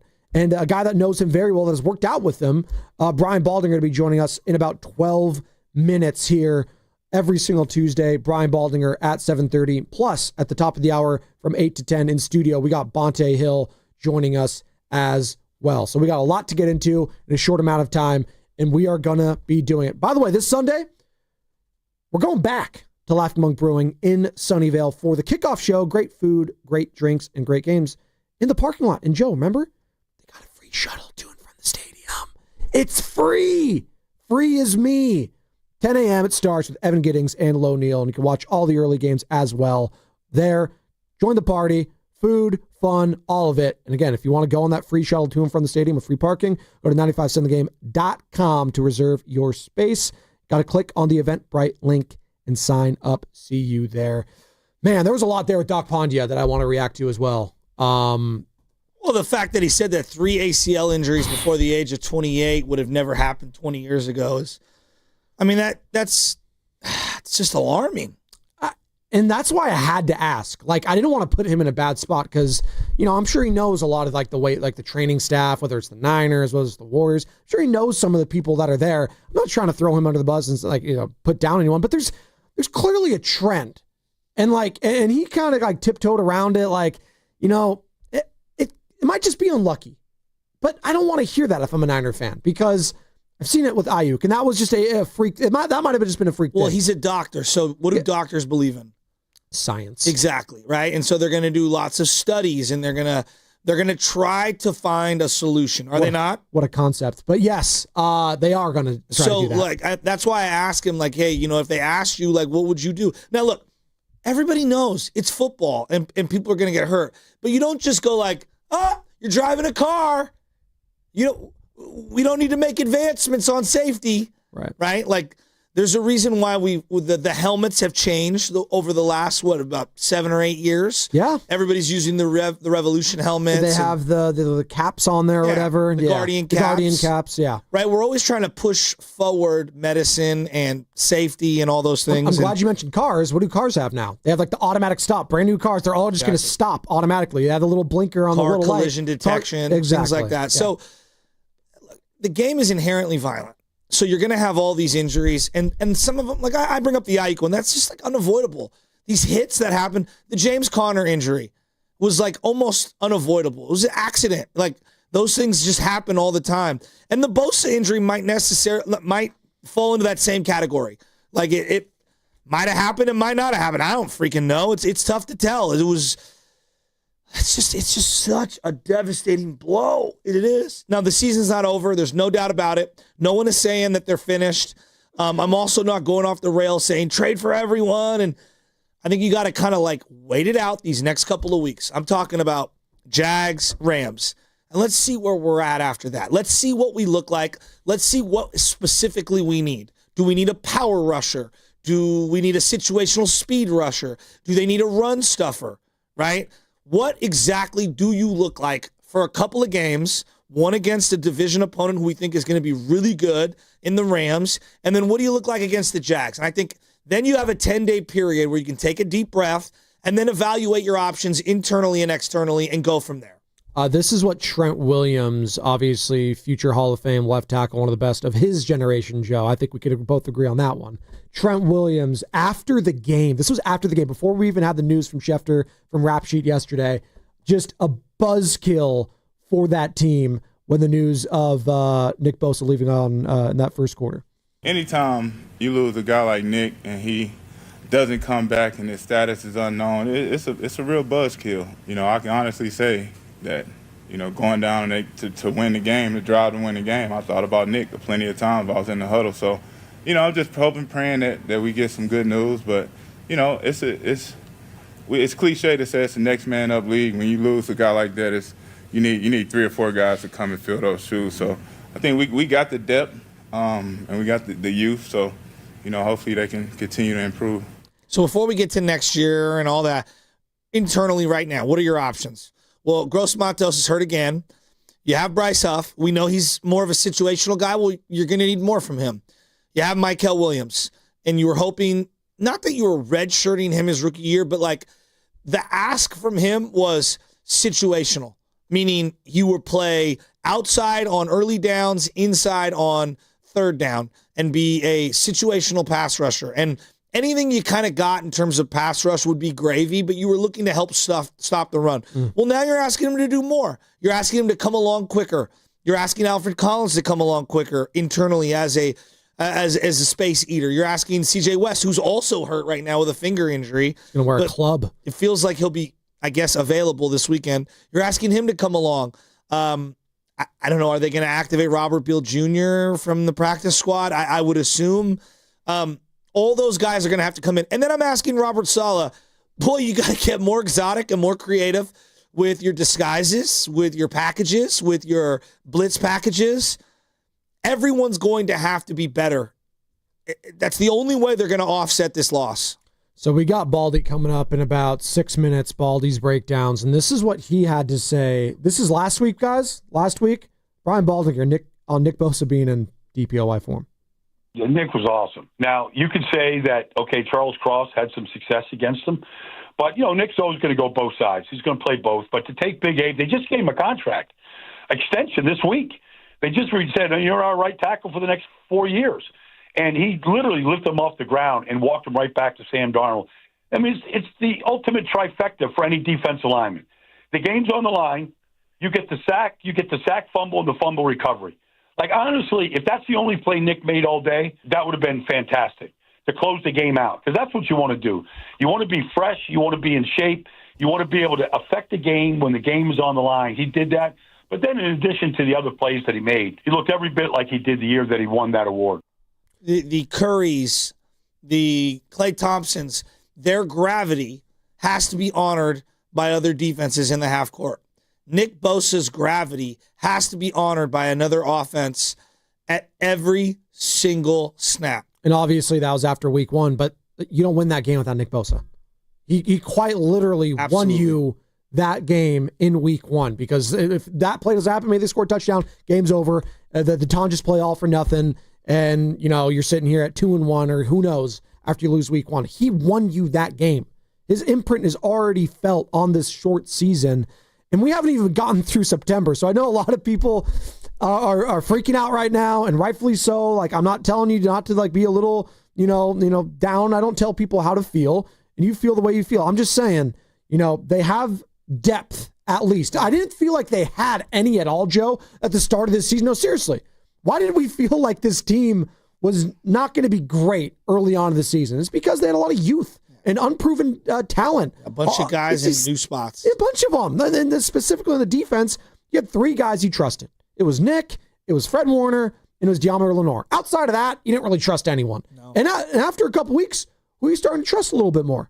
Well, I'm starting to trust Upton Stout. Winners. I damn sure trust D. Winners. Yeah. On the defensive line, I'm starting to trust Bryce Huff. Yeah. Starting to trust Michael Williams. Starting to trust some of these guys. So there is some more depth than initially thought at the start of this season. That being said, now those guys' jobs get a little harder.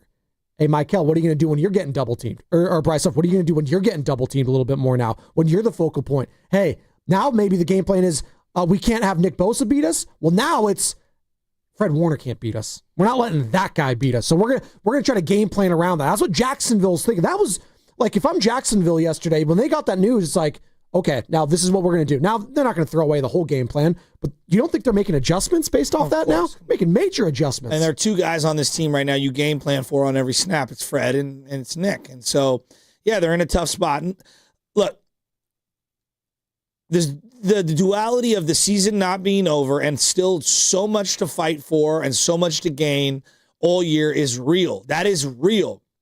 But there's also the duality of being bummed.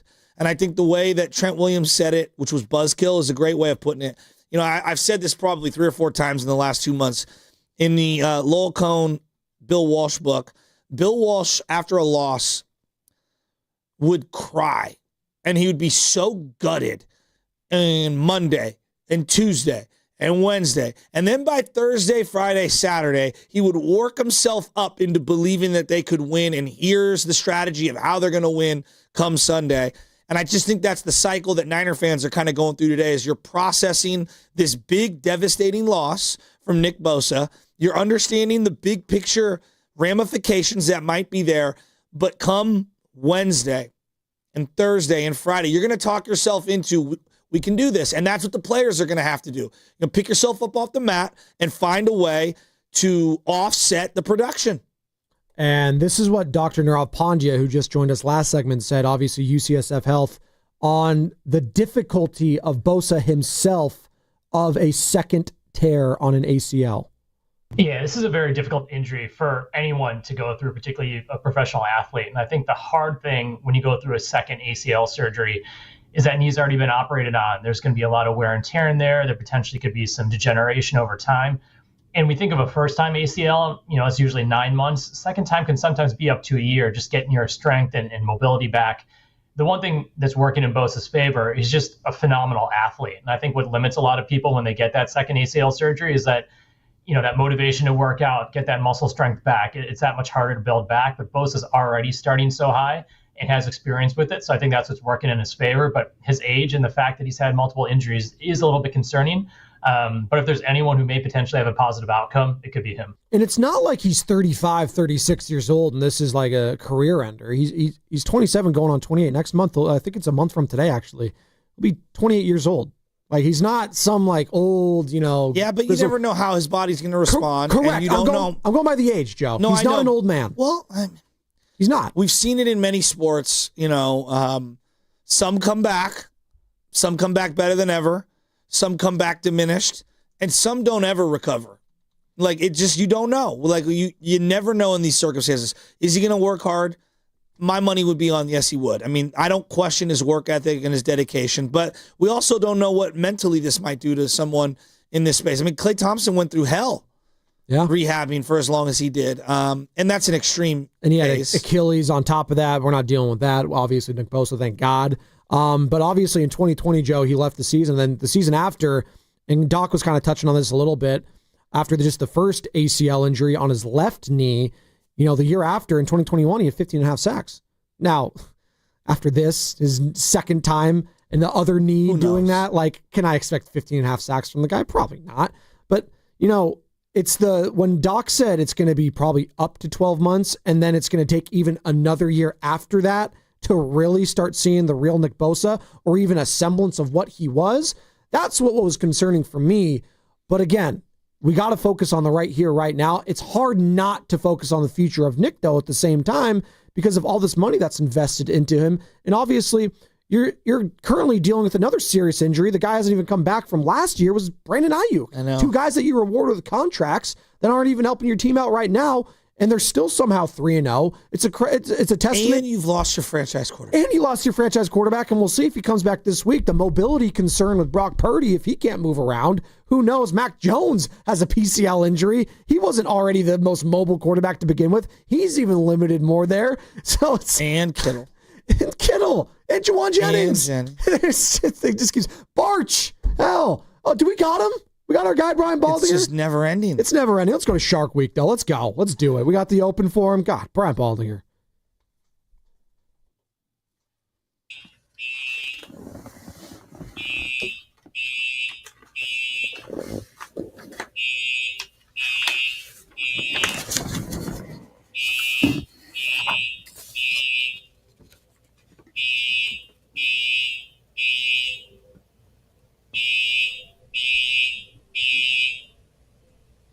And Baldy is presented by our proud partner, Golden State Lumber and Showroom, serving the Bay Area for 3 generations. Building better starts with Golden State. When you succeed, we succeed. Visit goldenstatelumber.com. And he joins us now on the River Islands guest line. And Baldy, Spadoni and Shasky with you this morning. And obviously the biggest news in the NFL right now, Nick Bosa out for the year with a torn ACL in his right knee. Obviously torn the left ACL a couple years ago, back in 2020, and had a partial tear back in high school on that right knee. So let me just ask you first and foremost, when you saw the news, what was your reaction?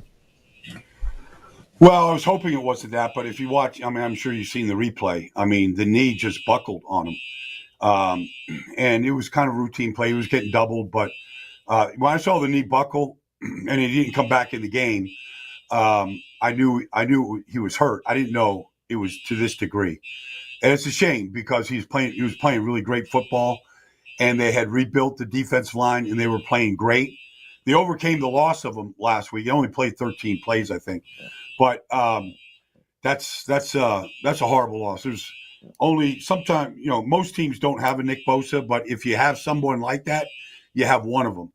And so he set the tone for how they play the game, and it's a horrible loss, man. He was playing well, and the defense was playing well. It sounds like there's a fire alarm going on at your place, Baldy. Are you good? Oh, he might be at the San Francisco 49ers headquarters. Okay. Like, I never answer. I never leave a building when there's a fire alarm. I just don't believe in it. Oh, okay. You don't wait.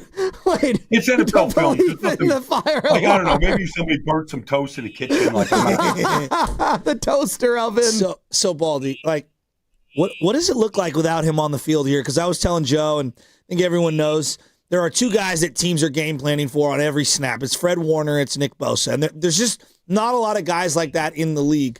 So how do things change for the Niners schematically without Nick Bosa? Well, you saw Bryce Huff played a lot more snaps than he probably needs to play, and he played really well.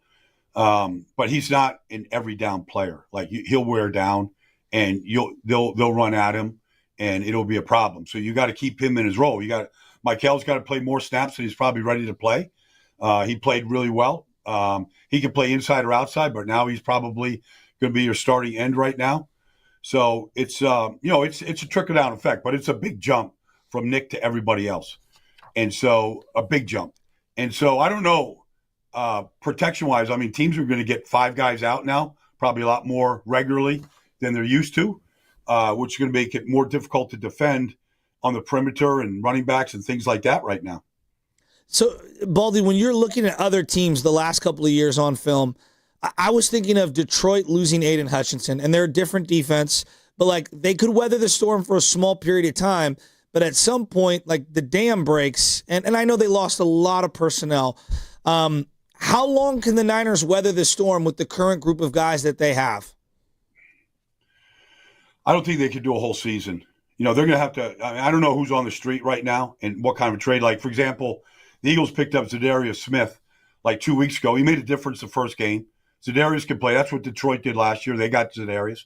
But I mean, you're looking at the wire. I don't know what they have on the practice squad right now from that type of that position.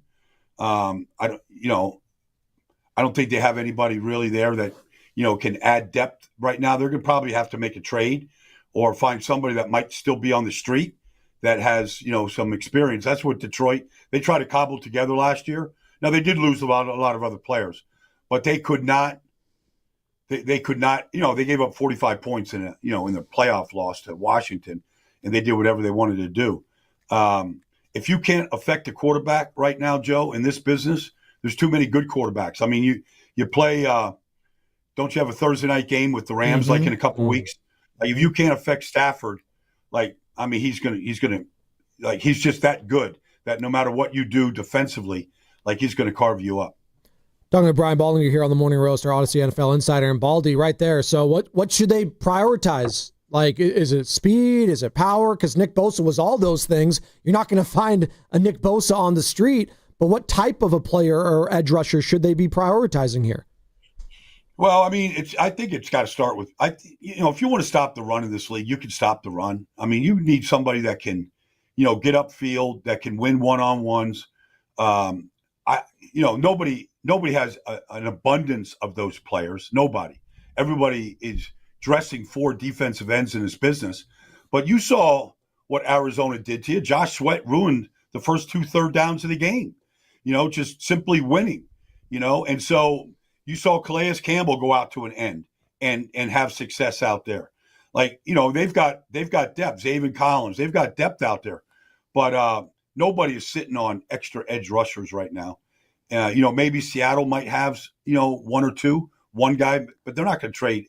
Seattle's not going to trade anybody to you, no matter what you came after him with.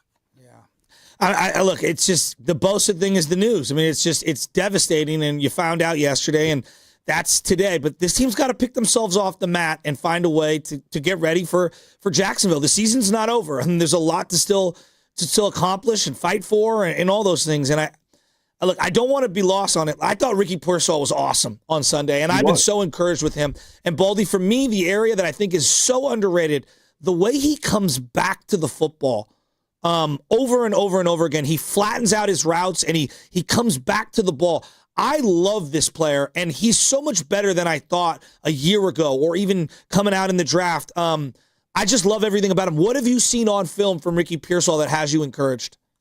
Well, I mean, yes, the dig routes are great. And you're absolutely right, Joe. He catches the ball with his hands, which is a big advantage when, guys are just on your upfield shoulder and they're just trailing you. And these defensive backs can run just as fast as you can. In that situation, you catching the ball and coming back, it gives you every advantage to get to the ball before the defender does. But even on the 4th and 2 play, down the field against Clark, I mean, that's a great catch down the field. I mean, he was open earlier in the game. On the opening drive, they went to him. And, Matt got hit on the ball, got hit and the ball sailed a little bit on him. But, I mean, I think he's got deep ball ability.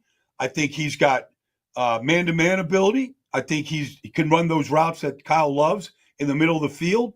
I feel like he can run the whole route tree and be really good at it right now.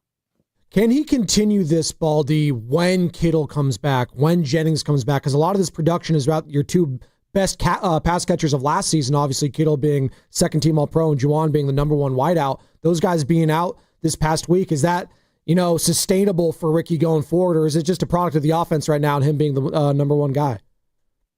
Well, I mean, I think he's still going to be the number one guy. Juwan comes back or Kittle comes back, he's still the number one guy. And so, you're calling these plays against predicted coverages, and so you're attacking the coverage. And, if you win your route, whether it's zone, man, whatever it is, bracket coverage, all the different things they could do to a number one receiver. If it's not there, then you go someplace else. But he's going to be the primary receiver in a lot of these routes. He's proven that he can handle that. And so the play action, the deep balls right now, I think he's earned his right to go get 8 to 10 targets a game right now. Wow. I'm loving it. I mean, the year Ayuk went for a 75 and 1,300, he only got targeted double-digit times once because they had so many guys and they were spreading the ball around. Last 6 games, Ricky's had that happen twice, so I feel really good about where he's at. What about Christian McCaffrey? I mean, I know the screenplay at the end was just a perfect call, right time against the right coverage, but he has been unbelievable. I know the running game between the tackles hasn't been perfect, but as a pass catcher, he's been unbelievable. I don't know what else to say about this guy, Baldy. I'm loving what I'm seeing from Christian McCaffrey. I agree. I mean, the screen, they don't win that game without that play, that chunk. They don't get in the field goal range. And so, I mean, but you saw the explosion from him, in that. And so, look, Arizona plays a reduced front. Mac Wilson is sitting back there. They couldn't get to him. He's making all these tackles. It was tough in between the tackles. Robinson got one good run. Christian got one good run. It was tough.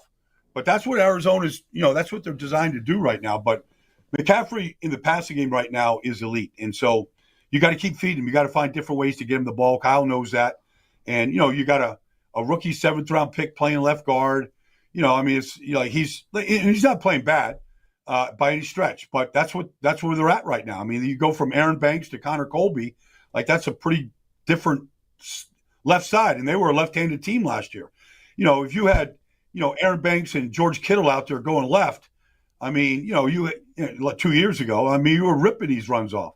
So I'm not, Jake Tongas has been really good for his role, really good. And so they're playing the best that they can with what they have right now. And is that a product now? We're talking to Brian Baldinger, Odyssey NFL Insider, and you basically just said it right there, why they're not running it very effectively. And is that why Shanahan has just gone to the throwing of the football 40-plus times with Mac Jones the last 2 weeks? Last year, Brock only had one game where he attempted 40 or more throws, Baldy. And in the last 2 weeks, Mac's done it twice, basically. It's pretty incredible. He's got 80 attempts in 2 weeks. He's played great. Man, I thought even the throw that was intercepted, I thought Ricky could have really made a better. I don't know. It's hard to say. I don't want to say Ricky didn't go after it as hard as he could have. But the throw was in the right spot. Look, the kid, his nickname is the Rabbit. The Rabbit made a good play. But Max played great. And, you're converting on 4th and 2 right there down the field like that. That's a big-time play, man. I can look at all the 4th and 2 plays down the field in the NFL over the first 3 weeks. I'll bet they're completing 10% of them. That was a huge spot. So Matt can't. I mean, he sees the whole field. He's played great. In fact, I honestly, I thought Kyle was going to draft him when they drafted Trey Lance. I thought, that was the word I was getting, that they were drafting Mac Jones, because I said it in a little breakdown. I was kind of joking, but the guy literally meditates on the sideline. He's just got a very calm demeanor. He looks like a lot like Garoppolo with a better arm, and he doesn't have the movement that Brock has, but he moves well enough, and he took some hits the other day. It wasn't like he was shying away from standing there and making the throw. You can't ask for anything. Mac didn't play like that in Jacksonville. He didn't play like that his last year in New England. Somebody's coaching him up in this offense right here, where this is the best I've seen him play since his rookie year. I totally agree with you. He's been a revelation, and his toughness is, I can't question it. He hung in there. That first drive, you were referencing that throw to Ricky Pearsall, and I know a lot of people hey, it's 3rd and short, throw a shorter pass. I thought that was the right decision. He just got blasted in the face and threw a lob ball up, and it was a step off. I've loved what he's done, and I think your point about the pocket presence and feel, even though he was limited, he's climbed in the pocket and gotten rid of the ball quickly with that hot rusher, that free rusher, over and over again. I think a lesser instinctual quarterback would have been sacked multiple times these last few weeks. I've been so impressed with Mac, and I think I feel confident if he has to play for even, more this year, they can win more games. I've been really, really impressed with him, Baldy. That ball down the sideline on 4th and 2, I mean, that caught Ricky. Ricky didn't catch that. That's how great of a throw it was. Yeah, no, he trapped it right there on his shoulder. No, I mean, honestly, Mac is, I saw Lamar Jackson sack himself twice last night, walk right into the spy that's sitting in front of him. He sacked himself. No, I haven't seen that from Mac Jones. I haven't seen him just fold up in the pocket as it's collapsing. I've seen him keep his eyes down the field and make really good throws. So, look, he's the reason why they're 3-0 right now. They, if you didn't get that type of play from your backup, they probably don't win the game against Seattle. They don't win this game, last Sunday. So, even the play where they got the safety on the Pooney hold, I mean, he got out of the end zone. He had pressure right up the middle on him, and he was able to get out of the end zone just to escape. Now the hold, got the safety, but I mean, that wasn't easy getting away from Calais Campbell right up the middle there. Baldy, should they just stick with Mac Jones this week? I know he's limited Brock Purdy in practice, and they're hopeful that he can get back out there. But, I mean, maybe I'm just so jaded. I just saw Nick Bosa go down. I don't need my guy who's the highest paid player in the franchise to re-aggravate this toe injury. Do you just stick with Mac?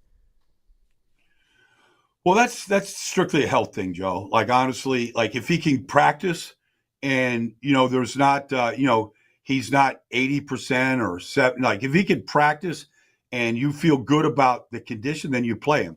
But if he's 85%, he's not quite the mobility, you're a little concerned, then there is no decision. You get Mac ready to play this week. I mean, this is another day of, rehab and everything. Tomorrow's a practice. And if Brock could go, you play him. It's just that simple. He's the starter, you play him. But if there's some limited mobility because of the existing injury or lingering injury, then I think you stay with Mac. I mean, I think it's just that simple. It's a health-related issue, purely. Yeah. I'm looking at this defense, Baldy, and I thought they did a great job adjusting to Kyler Murray, who was running all over the place in the first half. He's so talented. I mean, just so talented. There were some blown coverages, though. Some easy drop balls from Arizona, but Siegel missing tackles in the open field. I'm hoping he'll clean that up. Seeing the young man Stout make a play through the ball at the end, that was the play of the game to fight that won the game. Yeah, 100%. The ball's in the receiver's hands. It's a great throw by Kyler, and he stripped it out. They take a knee. They literally take a knee right there at 15-13, and they win the game if he doesn't make that play. That's great. Like I said last week, Siegel, Stout, they're going to make some mistakes. But if they're the right guys, they're going to end up – you remember when, Hufanga was a rookie? There were some mistakes in coverage. But then, he was winning games with his takeaways, things like that. They're very aggressive players. And so, D has been awesome at linebacker, his hits and speed to the ball. You got to feel pretty good about how they're handling things right now. What are you seeing from those young guys up front, like Michael Williams specifically and Alfred Collins? Because Alfred has been way better in these first couple games than I saw in the preseason. I've been really surprised and pleasantly so. Michael just plays big. He's a big body and he plays big.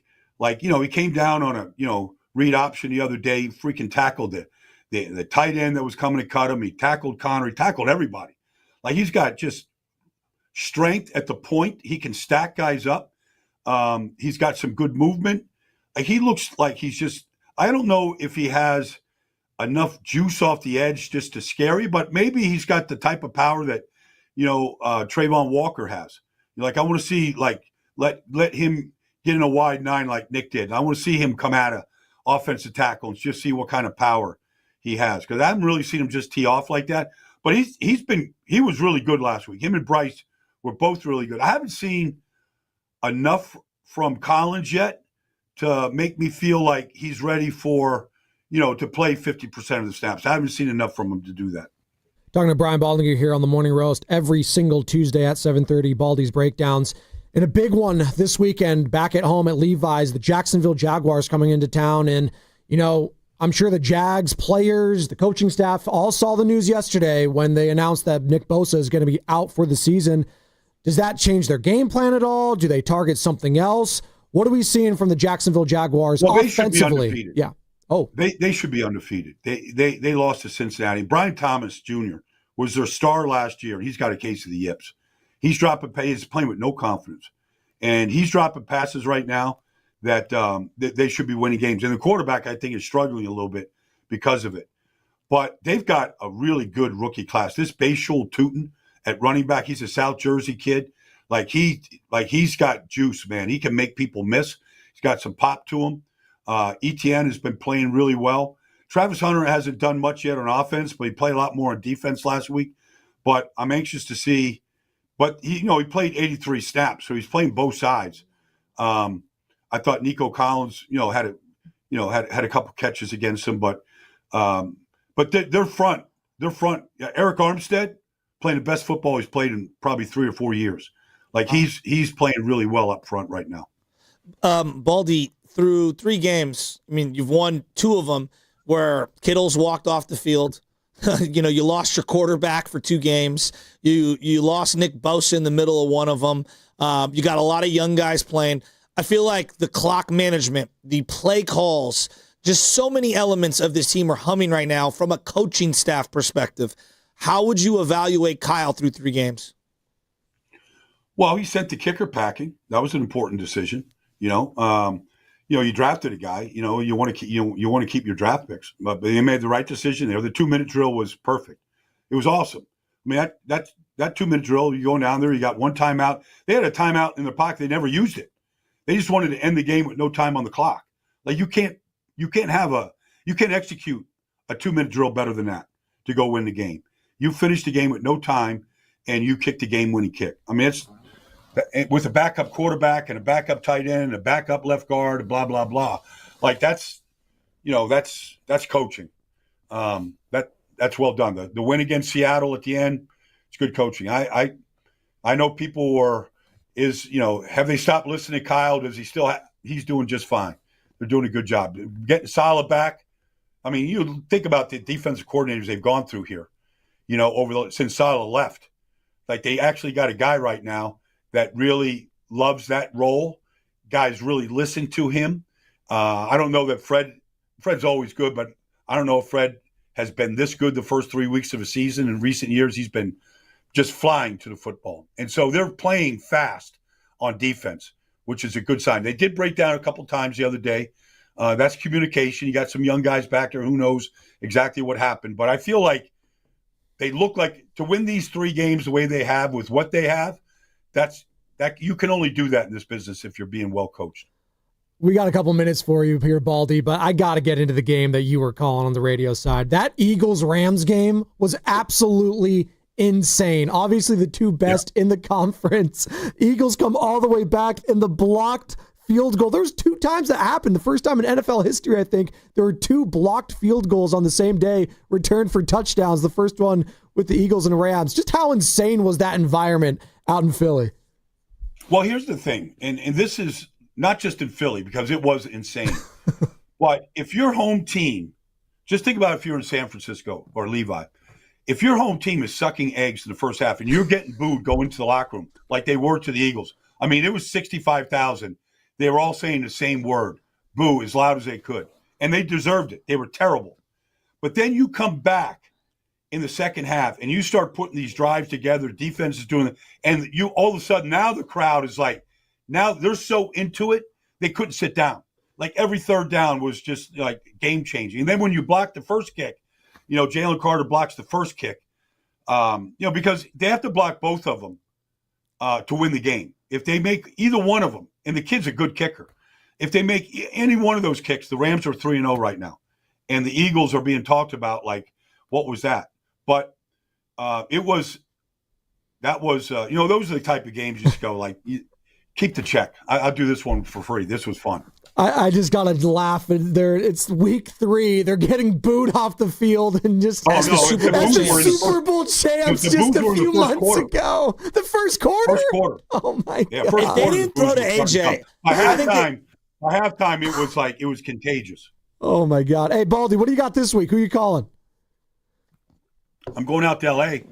for the Colts and Rams. The reclamation project of Daniel Jones is one of the most amazing things in this league.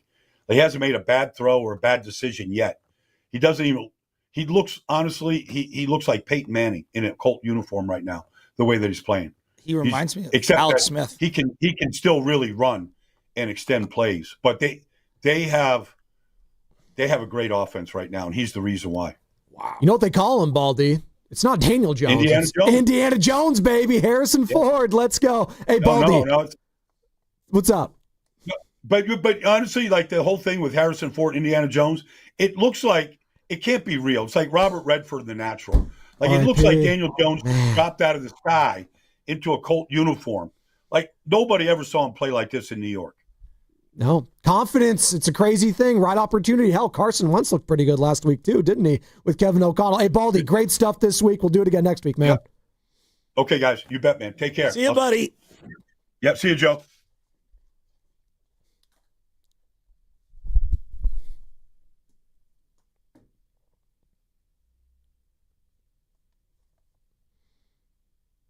I mean, that is the feel-good story of this NFL season thus far, is the reclamation project of Daniel Jones.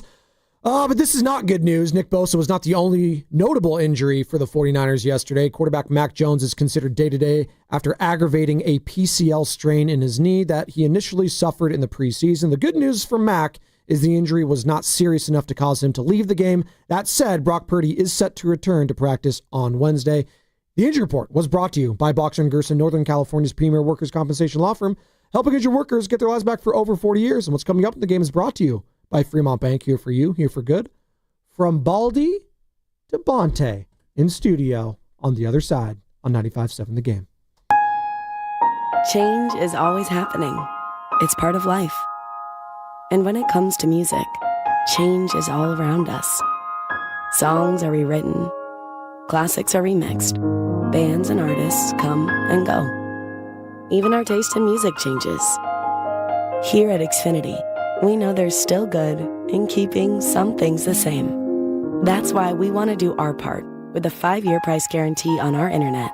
It means no matter what changes, you get 5 years of the most reliable Wi-Fi with our best equipment included for a price that stays exactly the same. Surprised?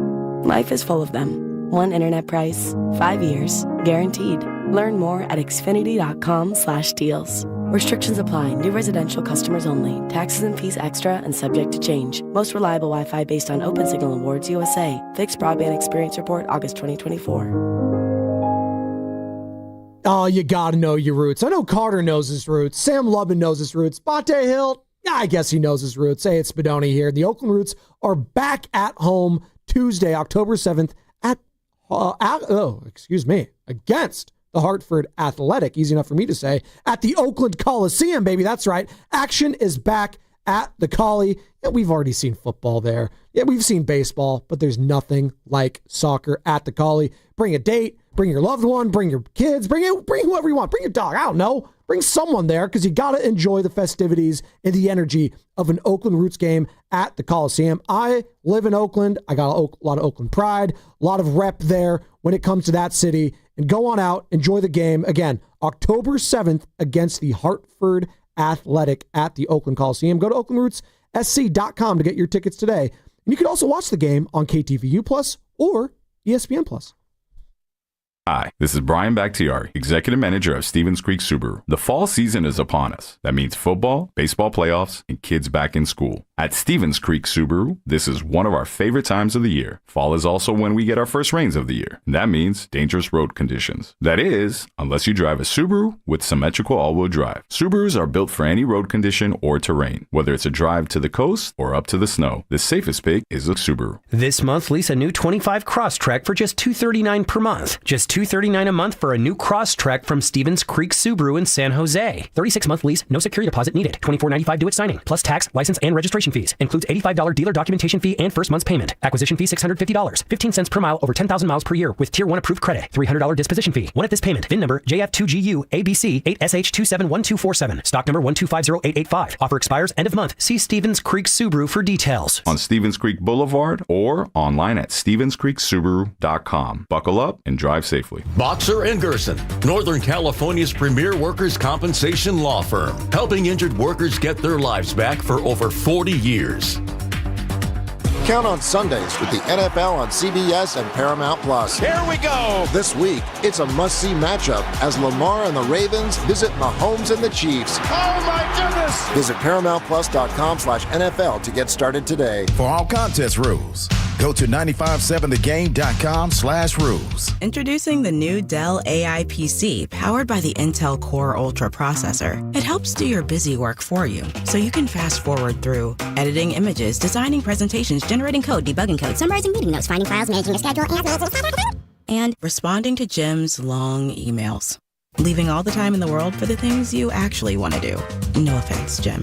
Get a new Dell AI PC at Dell.com/AI-PC. How those ahead stay ahead.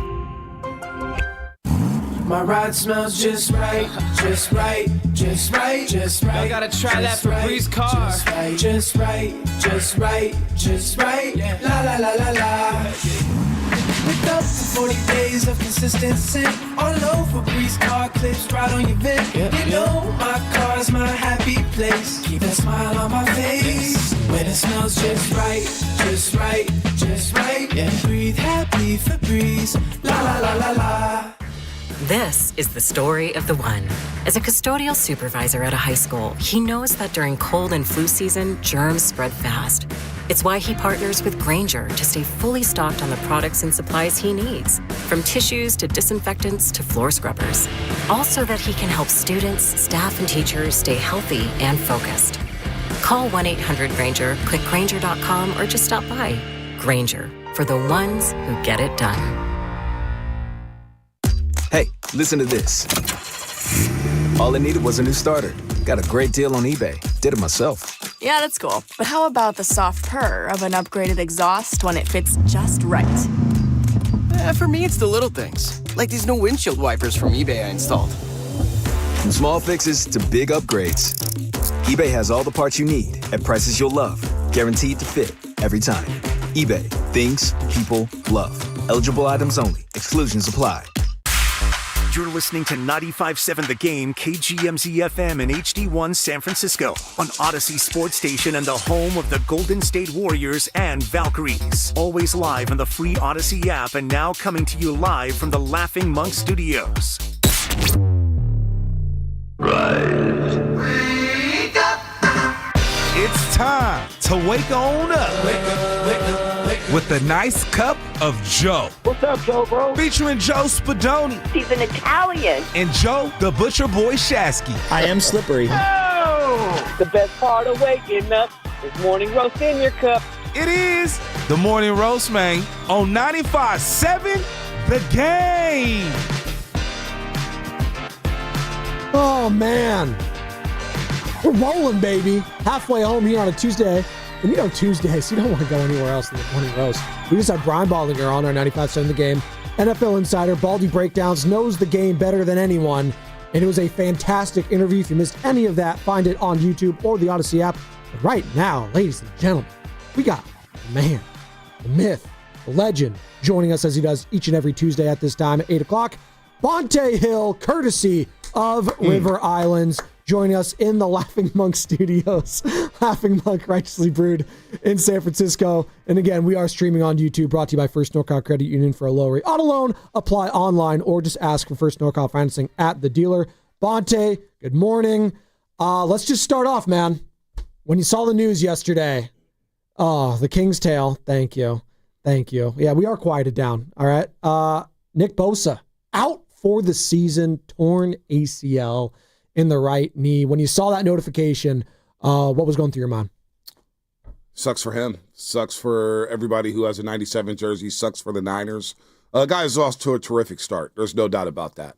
He was going to surpass Charles Haley and Tommy Hart on the all-time sacks leader in 49ers franchise history. And he was becoming a leader for that young defensive line. You saw him over and over at training camp, pulling over Mykel Williams, talking to Alfred Collins, talking to Bryce Huff. And so to see that happen, and there's a lot of injuries, obviously, around the league, but to see that happen in the first quarter on a play where he really didn't have any impact on, it stinks. It stinks for the 49ers. It stinks for Nick Bosa, his third ACL injury over the course of his career, dating back to high school. It just, I was just like, wow, it really happened. And he knew right away. He gave the thumbs down, and Nick Bosa, we know the businessman bros, they know their bodies better than anybody. So, yeah, it stunk, but I didn't think, oh, boy, the season's over. It's like, oh, okay, all right, things are getting a little turbulent now. So, it's going to take a lot of people to replace a Nick Bosa, there's no doubt. Yeah, no one's saying the season's over, but it's definitely just puts a damper on everything and the optimism. And, we will talk at the end of the year, and what their chances are against those top-tier teams. But for the short period, I'm not losing my mind about making a trade right this moment. I think you need to assess what you have the next week or two, meaning the Jaguar game, and then you get the Rams game. And then you can take a deep breath and say, all right, we got a couple of games. Here's our strengths now without Bosa. Here are our weaknesses now without Bosa. Then you go out and you look from outside. I think you have to look from within over these next couple of weeks. And it's just really difficult. Like, this guy's one of the best players in the game. He's one of the few guys that you game plan against on every single play. And you just don't have a lot of those guys on any other roster. Well, you're not going to make a trade right now because we don't know who's available. Nobody's trading right this Not moment. Week 3. Even the Cincinnati Bengals, where Trey Hendrickson, you guys are having fun. Ivy Carter's. He's in his bag. I like those glasses you're wearing, by the way. Yeah, those the are nice. Ray-Bans, the Ray-Ban specials. like and I got them for me for my birthday. Are those We got the Google little Ray-Bans? recorder, the Ray-Bans with the what? Are they the Google Ray-Bans? Yeah, the Google Ray-Ban. Yeah, with the that's camera cool. and stuff like that. You could translate languages and stuff like that. Yeah, it's pretty cool. Wait, those are legitimately? You can translate? The Metas. What? Yeah. Oh, those are Metas. Nice. I like the sweatshirt more. Laver Cup, shout out Chase Center, crushing it. So how many, you guys how many different ADD radio conversations over here, man. in foreign languages are you having? That was the first thing. I didn't even know they did literally the first day I'm wearing them today. Wow. Go ahead, ADD radio. Where you said trades. Nobody's available right now. No, we don't know no because one. Cincinnati's 2-1, even though we think they're going to fall on their face. Kayvon Thibodeau and the New York Giants is a situation I'm monitoring. Oh, that's a Cam name I Jordan. hadn't thought. Cam Jordan, because they have Abdul Carter, I like they have that. Burns, they have Dexter Lawrence, and the Giants are a mess. They're not going anywhere this year. They're going to go to Jackson Dart at some point, and they're not going to be able to compete for anything. But it's a reevaluation season for them, and they'll probably clean out everybody. But Kayvon Thibodeau is a guy who I believe they didn't pick up his fifth-year option on his rookie deal. Maybe he's a West Coast kid. He's from L.A. He did look good the other night. I mean, maybe that's a play you make at some point this season because I do think you have to get other bodies here. Where's Mykel Williams at? Can he rush the passer? I still believe he's raw in that department, although he's fantastic against the run. I really like Mykel Williams. So it's a lot. And then what you mentioned, Butch, game planning against Nick Bosa. When an offense comes to town or they're breaking down film this with Jaguars right now, they're saying, where's number 97? Because all of a sudden he's seeing doubles. Well, Bryce Huff gets to go one-on-one, and he's winning those matchups. Now without Nick Bosa, will he see one-on-ones? Will he get chipped by tight ends? Will he get chipped by running backs? Will he see straight double teams? Same thing with Mykel Williams. Same things with Alfred Collins. Same things with Sam Okuano. So I think at some point, if the Niners want to get to where they need to go to, and I think there's a real shot they can get there, they probably will have to make a trade. And the great thing is, when you have a John Lynch and Kyle Shanahan, they've shown this over and over and over. They will pick up the phone and call and do what they got to do to make a deal. Yeah, I think we have to just take a deep breath and, like you said, and kind of let things settle a little. I know we want to make the instant gratification move. And the other thing is that I feel a lot better now than I did a couple years back about their draft, like their draft identify development program that they have kind of in place. Like, I feel really good about Williams. I feel really good about Collins. I feel really good about Upton Stout and D. Winters. So I just want to be very pragmatic in whatever move that is out there, not to surrender too much, because they've shown, like now Ricky Pearsall, like they've shown, like if they like somebody and they get the right guy, that guy can be an instant impact player making very little money on this team. No doubt, but if they do have a shot at something, and there's somebody out there, and I'm not saying they're out there right now, but if they're out there a month from now, 5 weeks from now, you owe it to Fred, you owe it to George Kittle, you owe it to Trent Williams and Christian McCaffrey, you owe it to Kyle Shanahan to go out there and find reinforcements if you cannot generate a consistent pass rush. So I do think, right now, nobody's probably trading in week 4. Well, it's highly doubtful. But a month from now, where are the Giants at? Where are the Saints at? Where are the Dolphins at? Where are the Bengals at? Those are teams that are going to be looking at making phone calls, because you know who else will? The Philadelphia Eagles and Howie Roseman. They will be making a swing and move, right? So the Niners, with what they have coming back offensively, the reinforcements with Demarcus Robinson, George Kittle, Brock Purdy, and then, of course, defensively, D. Winters and Fred Warner playing with their hair on fire. I think you owe it to these veterans, because these windows do not stay open for long. And I think the NFC is as wide open as it's ever been before. The Rams, does anybody fear the Rams? They're a good team. I want to see more. They're a good team. The Eagles right now, their passing game is a little stale with the new offensive coordinator. Yeah. The Green Bay Packers, I'm having reservations about Jordan Love in their wide receiver room, because their wide receiver room can't stay healthy. So a month from now, if the Niners are, say, 4-2, I don't know, 5-3, 5-2, 6-3. I think you owe it to those veterans on this football team to go out there and find what's out there. And you have enough capital to go get it done. You have enough cap space this year to go get it done, and then go look for the future, where you do have an abundance of picks right now and some nice young talent here that's rising up through the ranks. It's Bonte Hill in studio with us for the next 2 hours, as he is each and every Tuesday. By the way, coming up in this segment, be listening, because we are going to give you an opportunity to win a pair of Giants tickets on Saturday, September 27th, when they take on the Colorado Rockies again this Saturday. Got to be listening. If you were listening to that Baldy interview, we're going to ask you a question at one point when we hit the sounder. You're going to have to know that question, be the first caller to the contest line, win a pair of tickets there. So they've won these first 3 games, Bonte, by a combined margin of 10 points. It's been gutsy. It's been gritty. It has not been easy, but they've won them. This next game is going to be fascinating. The Jags, we just had Baldy on. He thinks the Jags should be undefeated right now. They should be. But it's very interesting how he described them. He says Brian Thomas has got the yips, who we just saw, by the way. Marvin Harrison Jr. looked like he had the yips. Oh, my God. I mean, it hit him in the worst place, the hands. He could have been a 50-yard touchdown right there. Drops it right there. He didn't look comfortable or confident. I don't know where Trevor Lawrence is at, but you said it. How they're going to be game planning against the Niners defense now this week is going to be fascinating. Are they going to try to run it down their throat? Are they going to just try to open them up in that secondary and try to go, Upton Stout looked pretty good at times, but are they going to try to attack the middle of the field? I'm very curious with the absence of Nick Bosa, how this defense is going to look, but that's why I got trust still. It's because of Robert Saleh. Like, he has just found a way. Now, it's going to be a lot difficult when you don't have your DPOY. Absolutely. But how is he going to have to get creative now going forward without Nick? Are they going to have to do some more creative blitzes with D. Winters? Is it going to be? I saw Jair Brown last week, obviously, over pursued. Big nickel. Yeah. He's playing, you know what? They found a spot for Jair Brown.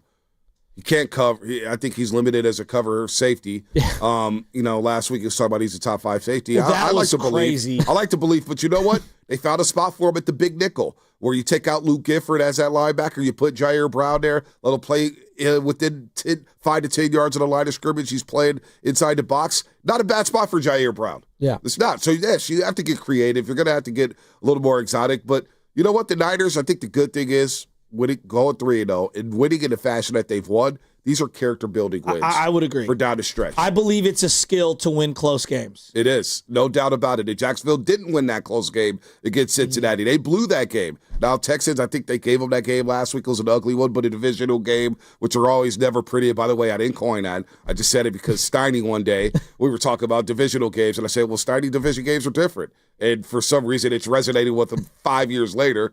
Anyway. Oh, Matt Steinmetz. Anyway, I heard the shots getting taken at me. I heard the shots. Trust me. The bulletproof vest's on, though.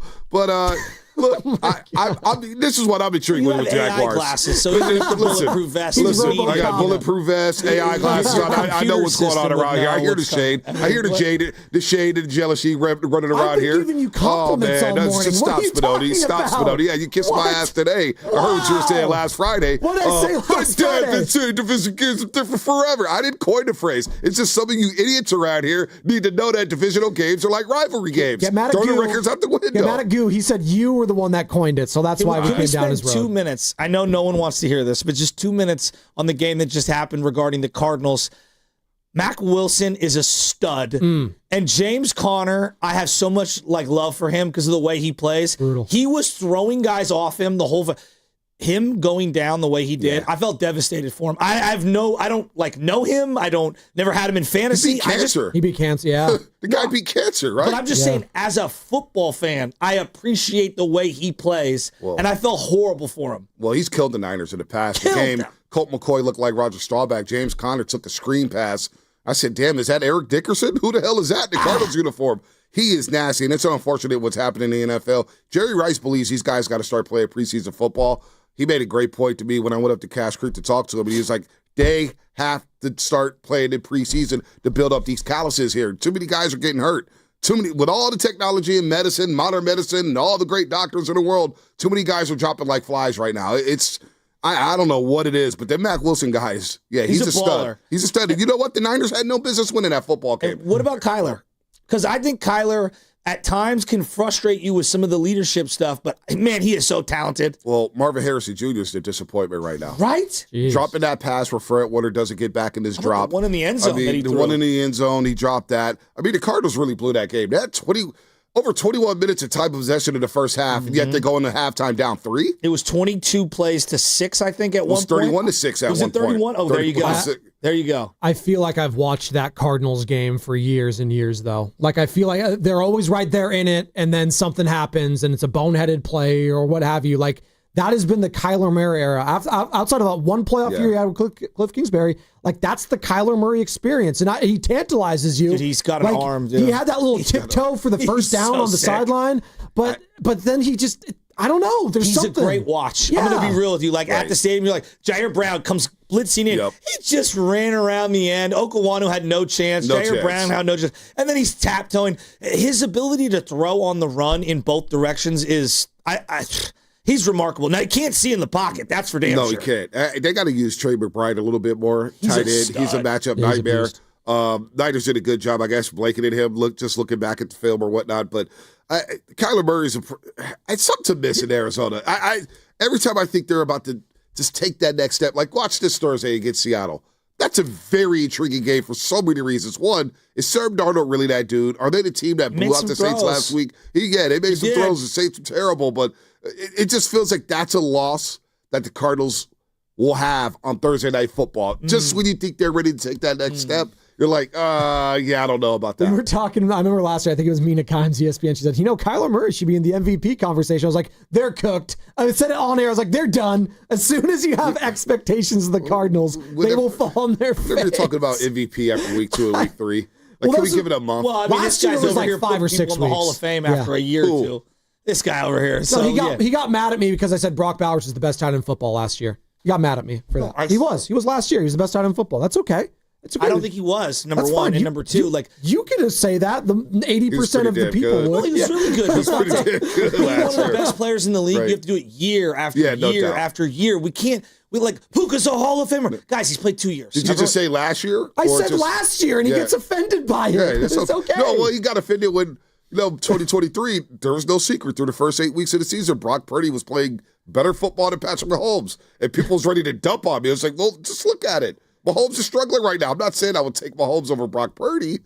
He's just playing better football at the moment. But you guys do. Your generation do put people in the Hall of Fame way too quick. You know we're both millennials, Bonte. I'm just letting you know we're that. Not, though. Yes, you are. We're not yes, really. We really are. You guys get offended by it, and that's okay. We're right there in that, we're on that line, the demarcation where we were pre-internet and post-internet. We know how to navigate life without the internet. We know how to use MapQuest. We know how to write down directions. You know what I'm saying? Like, we know how to do these things. We can navigate without a computer and a cell phone. Let's get back to the game the other day. Ricky Pearsall is so much better than I thought he was going to be. I'm so impressed with him. And for me, like, when you're there at the game, it's a little different because you have a different view of how these plays kind of set up and designed.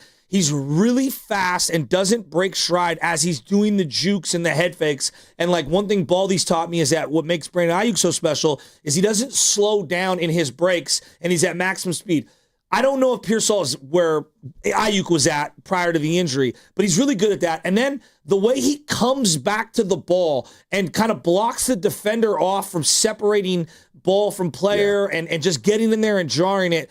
I just think he's really good. I don't know what he'll end up being, but he's been a great draft pick, even if it's just these 6 games, the last 3 last year, the first 3 to start this year. Like, he's been a baller. Really, really good pick so far, right? I mean, unfortunate what happened last year. The last 2 games, I thought that meant a lot for him, what he did. I think he had like 14 catches over 200 yards over the last couple games, and you saw the flashes. Hell, you saw it in Tampa Bay when he had the nice catch and run. You're like, damn, look at the speed. You know, he's not straight line fast speed, but you know what? When he gets the ball in his hands, he can run away from guys here, and they've needed it. I mean, he had a really good – this is the other thing, too. I do believe when you have good camps, you know, and I know people are going to say, oh, Trey Lance, this, but when you have a good month of August – like Brendan Ayuk did in the past, like Fred Warner did in the past, like George Kittle, straight, you know, training camps. Ricky Pearsall got better and better by the day. Standing next to Brock Purdy, catching passes from Mac Jones. Watch him every single camp. Now there's some good days and bad days, and you'll hear reports that he can't handle physicality or whatnot. Hey, listen, let's see what happens in the game.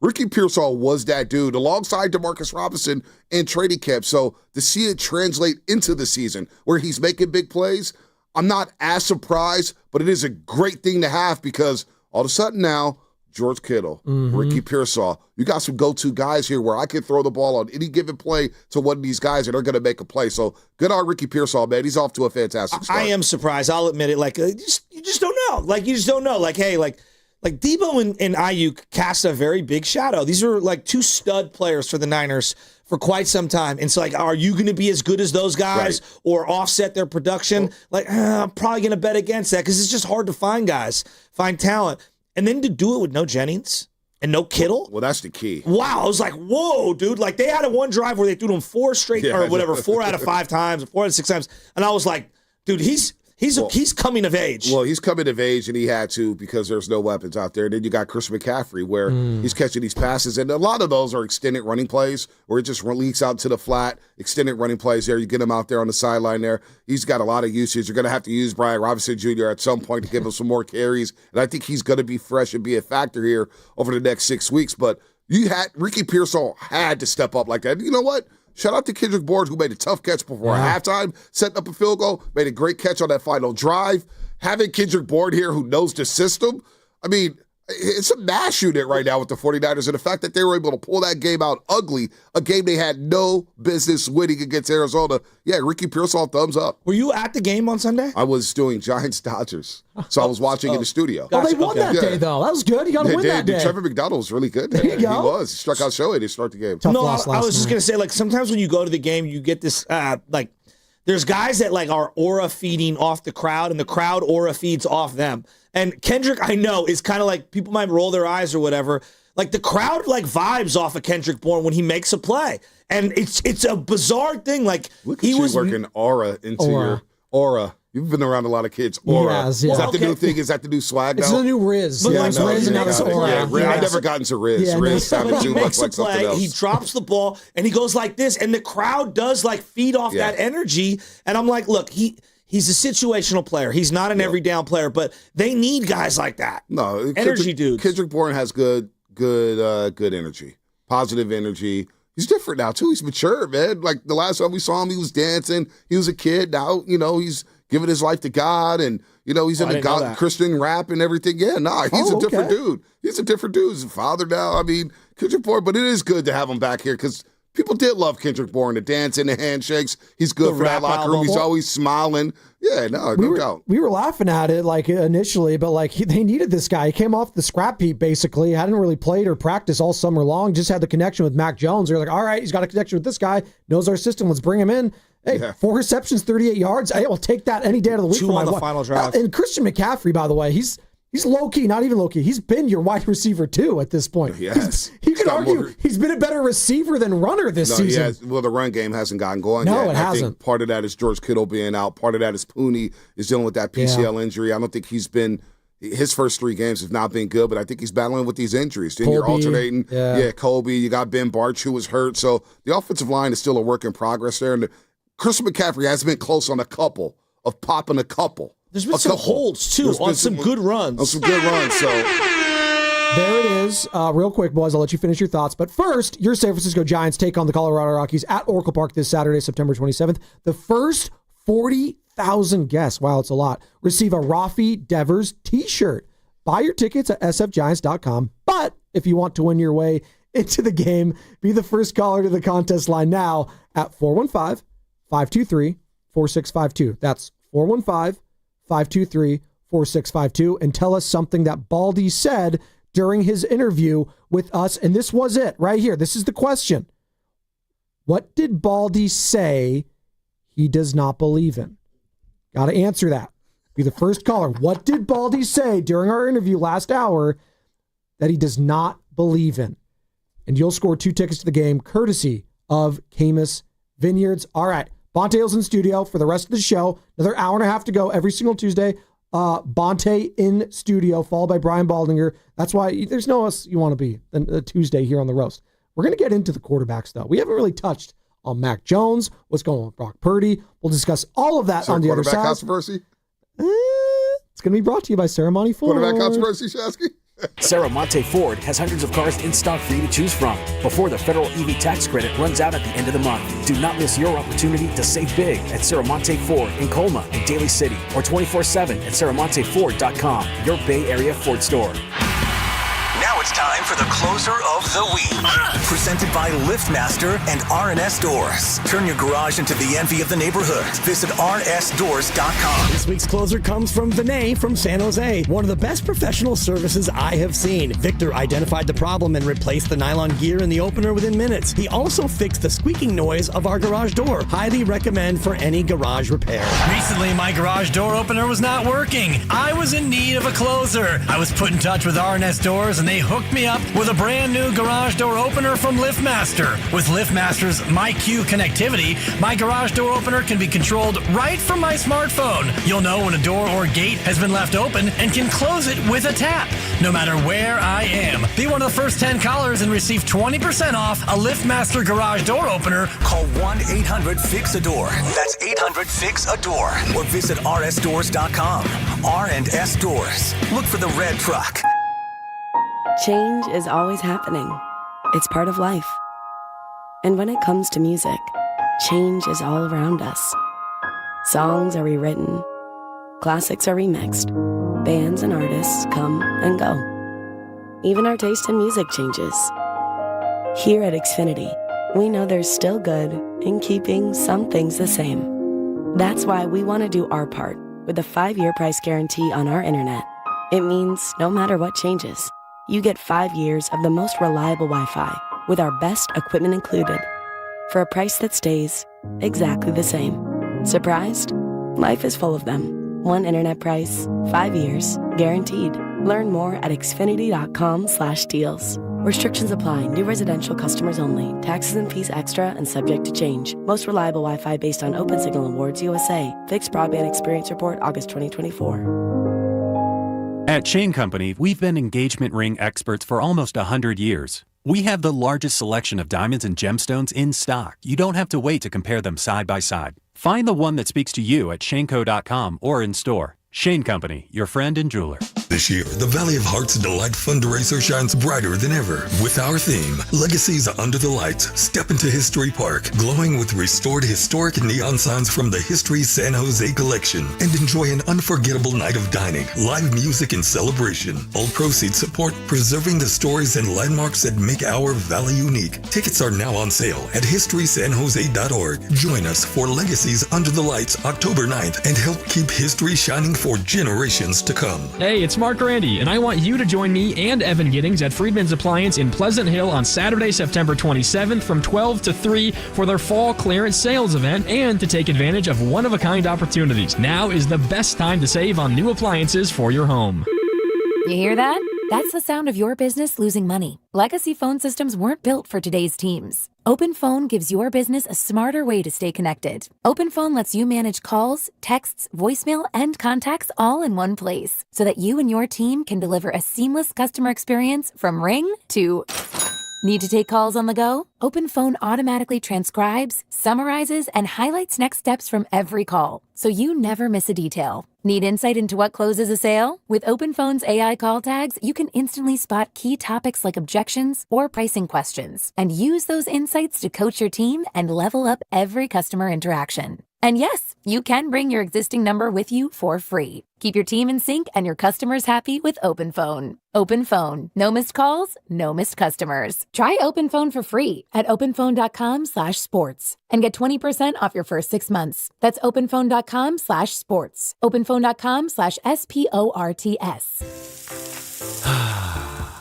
That's the sound of James adding long-lasting Gain scent boosters to his laundry this morning. Several hours later, James sniffs the irresistible scent of Gain on his shirt. Gain. Several hours later, James has even caught the attention of his mother-in-law, and she never gives him attention. Ooh, you smell amazing, James. Oh, thanks, Mom. I love you too. I never said that. Add Gain scent boosters to your laundry. Add joy to your day. Oh, could this vintage store be any cuter? Right? And the best part? They accept Discover. Accept Discover? In a little place like this? I don't think so, Jennifer. Oh, yeah, huh? Discover's accepted where I like to shop. Come on, baby, get with the times. Right, so we shouldn't get the parachute pants? These are making a comeback. I think. Discover is accepted at 99% of places that take credit cards nationwide. Based on the February 2025 Nielsen report. Welcome to Dugout Radio, the undisputed home of Boomtown Baseball. The Wi-Fi is booming with Xfinity, baby. Our next caller is... Stacy, how do you stay locked in on every pitch and play? We stream it all live on Xfinity Internet with low lag, 99.99% network reliability, and speeds faster than a base runner beating the throw to home plate. I stream on my TV, tablets, even my smart fridge. Smart fridge? With all those games, we gotta refuel. Stream live baseball with Wi-Fi built for the biggest moments. Xfinity. Restrictions apply. Actual speeds vary, not guaranteed. Join Lorenzo Neal and Evan Giddings at Laughing Monk Brewing in Sunnyvale every red and gold home game this season for our special live pregame broadcast. Plus, we'll have tailgate games, prizes, great food, and drink specials. For more information, visit 957thegame.com.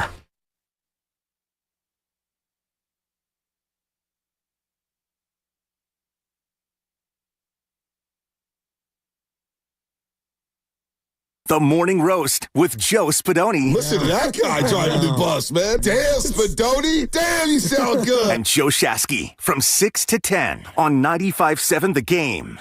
And we got Bonte Hill in studio with us for the rest of the show each and every Tuesday. Bonte joining us from 8 to 10. We just had Baldy on prior to that, courtesy of River Islands. And by the way, check out Laughing Monk Brewing in Sunnyvale for the kickoff show. Great food, great drinks, and great games in the parking lot. We're going to be back there this Sunday because the 49ers are playing host to the Jaguars, so that means there's going to be a game at Levi Stadium.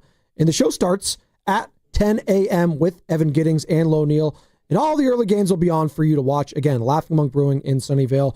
And get this, Bonte, Joe, if you're going to go to the game, there is a free shuttle to and from the stadium. That's right. Park at Laughing Monk for free. Really? Join the party and then clutch. take the shuttle back and forth to the game. Absolutely. No, that's clutch. All you have to do is sign up and reserve a spot. Do it now because space is limited. Go to 957thegame.com, click on the kickoff show graphic, and then click on the Eventbrite link and sign up. See you there. Bonte, Laughing Monk, baby. Yeah, no, that's awesome. That's an awesome deal. Shuttle. Hey, Jerry's World had that. Where you go to a hotel, they come with the shuttle, you pay like $20, and then they take you straight to the stadium. It's pretty cool. Well, this one's free. This one's free. This one is free. Great. Free is what? Free is me. Free, thank you. I was Free waiting for it. There you go. Man, just saw some sad news. Not to take the show now. No. Just we don't have to spend on. But remember Rudy Johnson, running back out of Auburn, played with the Bengals for a long time.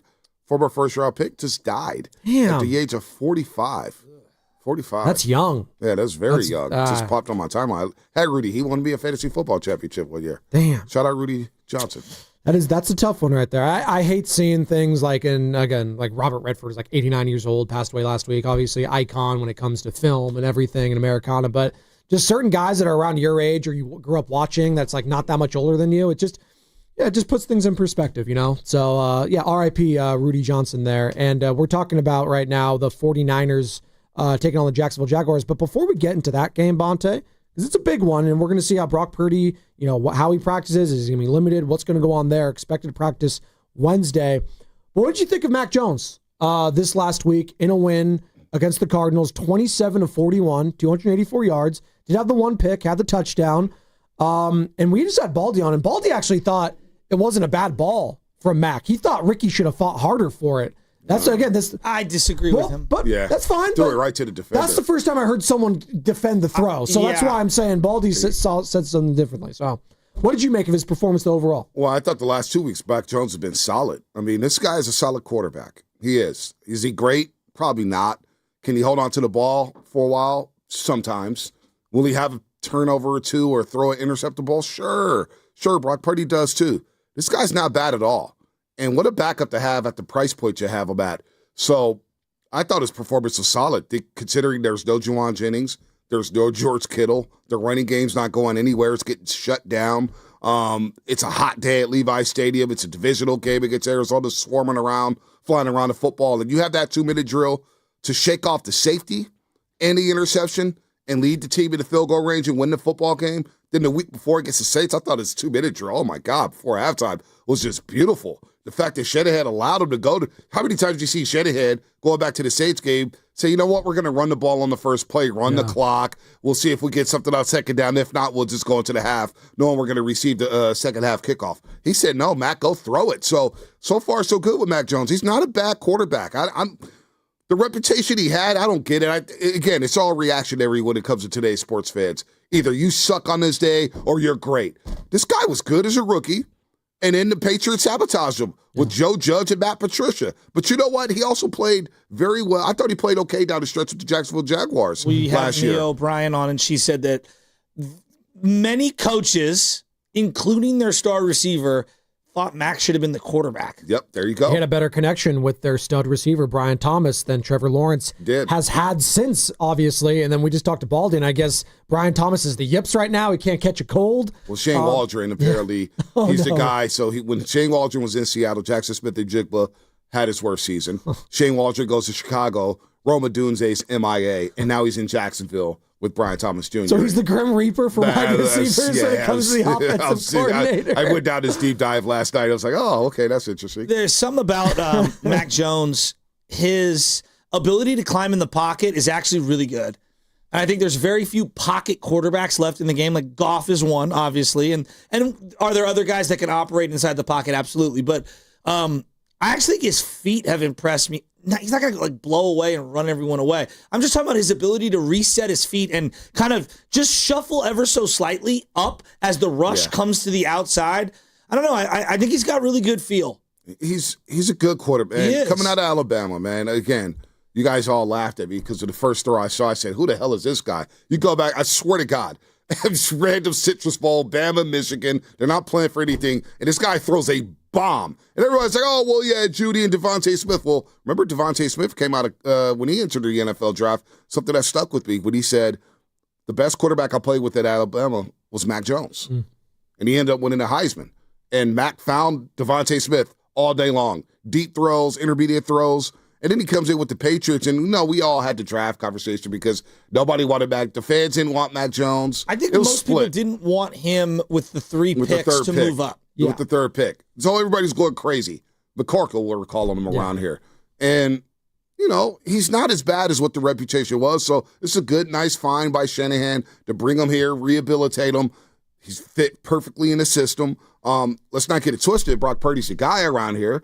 But Mac Jones, if something happens to Brock Purdy, you got a viable backup who can help you win a game or two. Well, the name of the game for the Niners this early on, and it goes to Mac Jones, is depth. They have depth at a key position right there at quarterback that you did not have last year. I mean, God bless Brandon Allen, but good God. It was awful. The Pasternaut, Josh Dobbs. It was good. You did not feel good if Brock Purdy had to miss some time. And let's be honest, Brock Purdy's not the biggest guy. He's going to miss some time. This is what you just saw it over the weekend. How many different backup quarterbacks started, Bonte? Like 6? It was ridiculous. It's like an epidemic right now. You need your franchise quarterback. You need your franchise. He's got to stay on the football No, I field. absolutely agree with that. But in today's NFL, you need a solid backup as well to feel good about riding the ship. And if Mac Jones doesn't do anything else, and hopefully he doesn't see the field again, that means Brock Purdy's staying healthy. But you just know that if it's a snap or a series or whatever it is, he's not going to wet the bed. And that's just an improvement from last year alone. No doubt about that. And again, coming in there against the Saints. Now, it's the Saints and it's the Cardinals. So,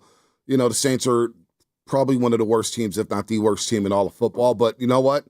Short week. I mean, you got a quick turnaround. You're dealing with the PCL injury in your knee.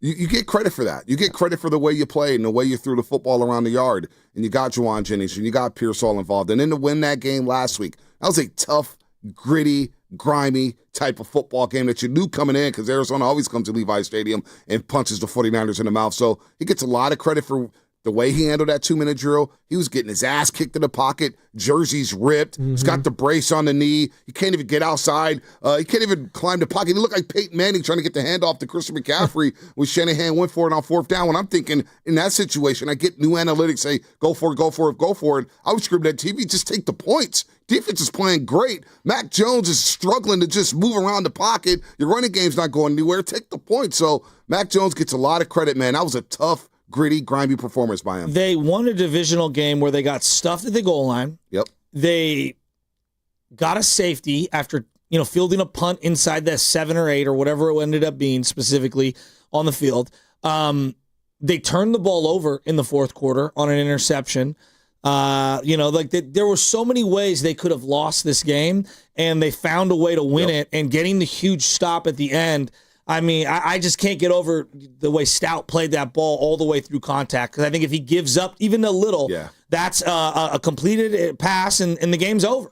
Upton Stout, Marquis Siegel, D. Winters. It's not just the rookies. It's the other young players. Jordan Elliott's look good. Jordan Elliott's look solid. You got a 3rd-year pro in D. Winters. Rodolfo Green is a 2nd-year pro now. He's day-to-day with the neck injury. The teams will try to target him. Teams will try to target him, but he's a tough player. Next play mentality. Nobody's even testing Deommodore Lenoir. And he's still a young player on this football team. The one screen is the only one I can remember. They don't throw his way. And so these young players, 2nd-year players, 3rd-year players, alongside the rookies. Again, when we were talking in training camp, I felt like this was a defense fans were growing to love.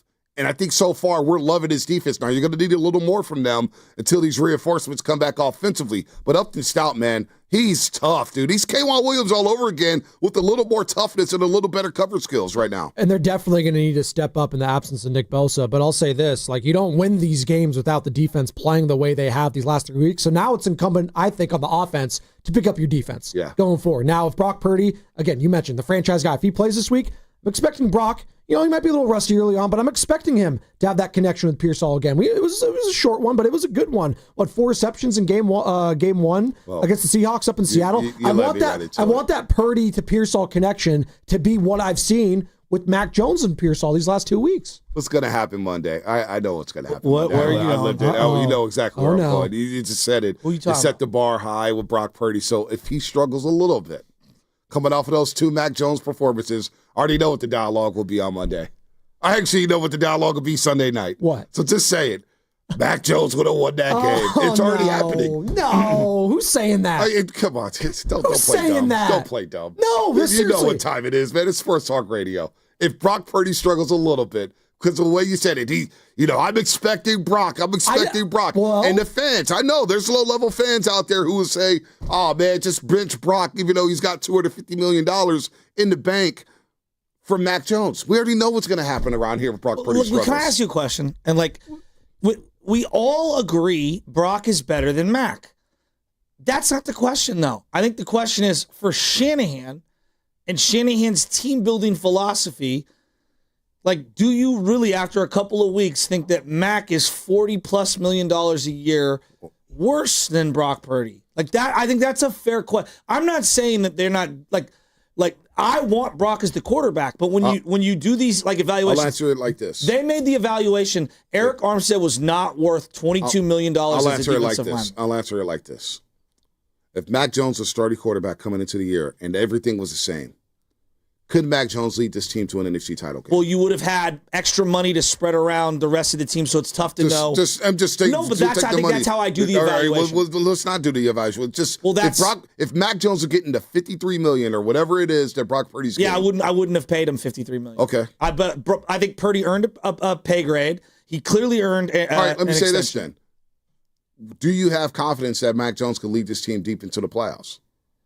On his salary and Purdy still on his, like, I don't know about that. I don't know. I had my questions on Brock making what he was making coming into this year with all the dead money that they had, whether they could go on a deep run. I still thought they could win the division. My point is, we've seen Brock lead his team deep in the waters in playoff games and win playoff games in the fourth quarter where he had to make a play. So that's why I would just pump the brakes on just, hey, Mac Jones, whether he's $30 million better, $40 million better, he's a better quarterback. And you feel better about the system when Brock Purdy's running it at a high level. And the key difference, which is going to help moving forward when you play against the Rams, when you play against Tampa, when you play against these teams that have elite defensive lines, the mobility of Brock Purdy is going to come into play. Where Mac Jones, at times he's a statue back there.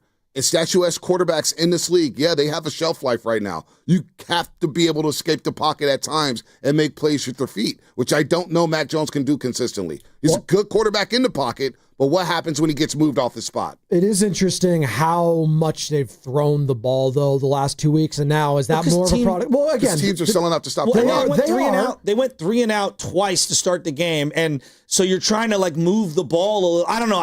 I'm not so worried about the overall numbers of how many times you drop back. It's the flow of the game, and where are you at? Like, so, like for example, they started throwing like halfway through the second quarter. Like that's when they started. I think McCaffrey had 4 rushes in the first half. Like 5 carries for like 5 yards. Because they didn't have time to have a sustained drive. They had 8 minutes of time possession. And this is a Bill Walsh philosophy, Spadoni. You have to throw the ball sometimes and loosen up that defense and start running the football. Yeah. And the Saints, when Mac Jones came out and threw the ball 3 times, they're thinking like, damn, what is Shanahan doing? Oh, wait, the Saints are hovering with 6 and 7 guys around the line of scrimmage saying, we're going to make Mac Jones beat us. And I think teams will live and die with that. They're going to say, we're going to make Mac Jones beat us. We don't care about the passing game right now. We're going to make you beat us. We're going to sell out to stop the run, and we're going to make this quarterback beat us. And so far, it's burned the Saints, and it's burned the Cardinals. Now we'll see this week with the Jaguars and how they played against Brock Purdy. And obviously he started his career, Mac Jones, with the Patriots, and what did those Patriots teams of McDaniels do all the time with Tom Brady? They just used a little intermediate passing game to basically supplement the run at times, and that's what they were doing with Christian McCaffrey. 10 receptions, 88 yards. Sometimes you just got to do that, pick them apart. It's like, okay, you're going to stuff that up the middle? All right, well, Christian McCaffrey's still one of the best route runners in the NFL, even being a running back, so we'll use him in that way. And I expect a little bit more of the same going forward.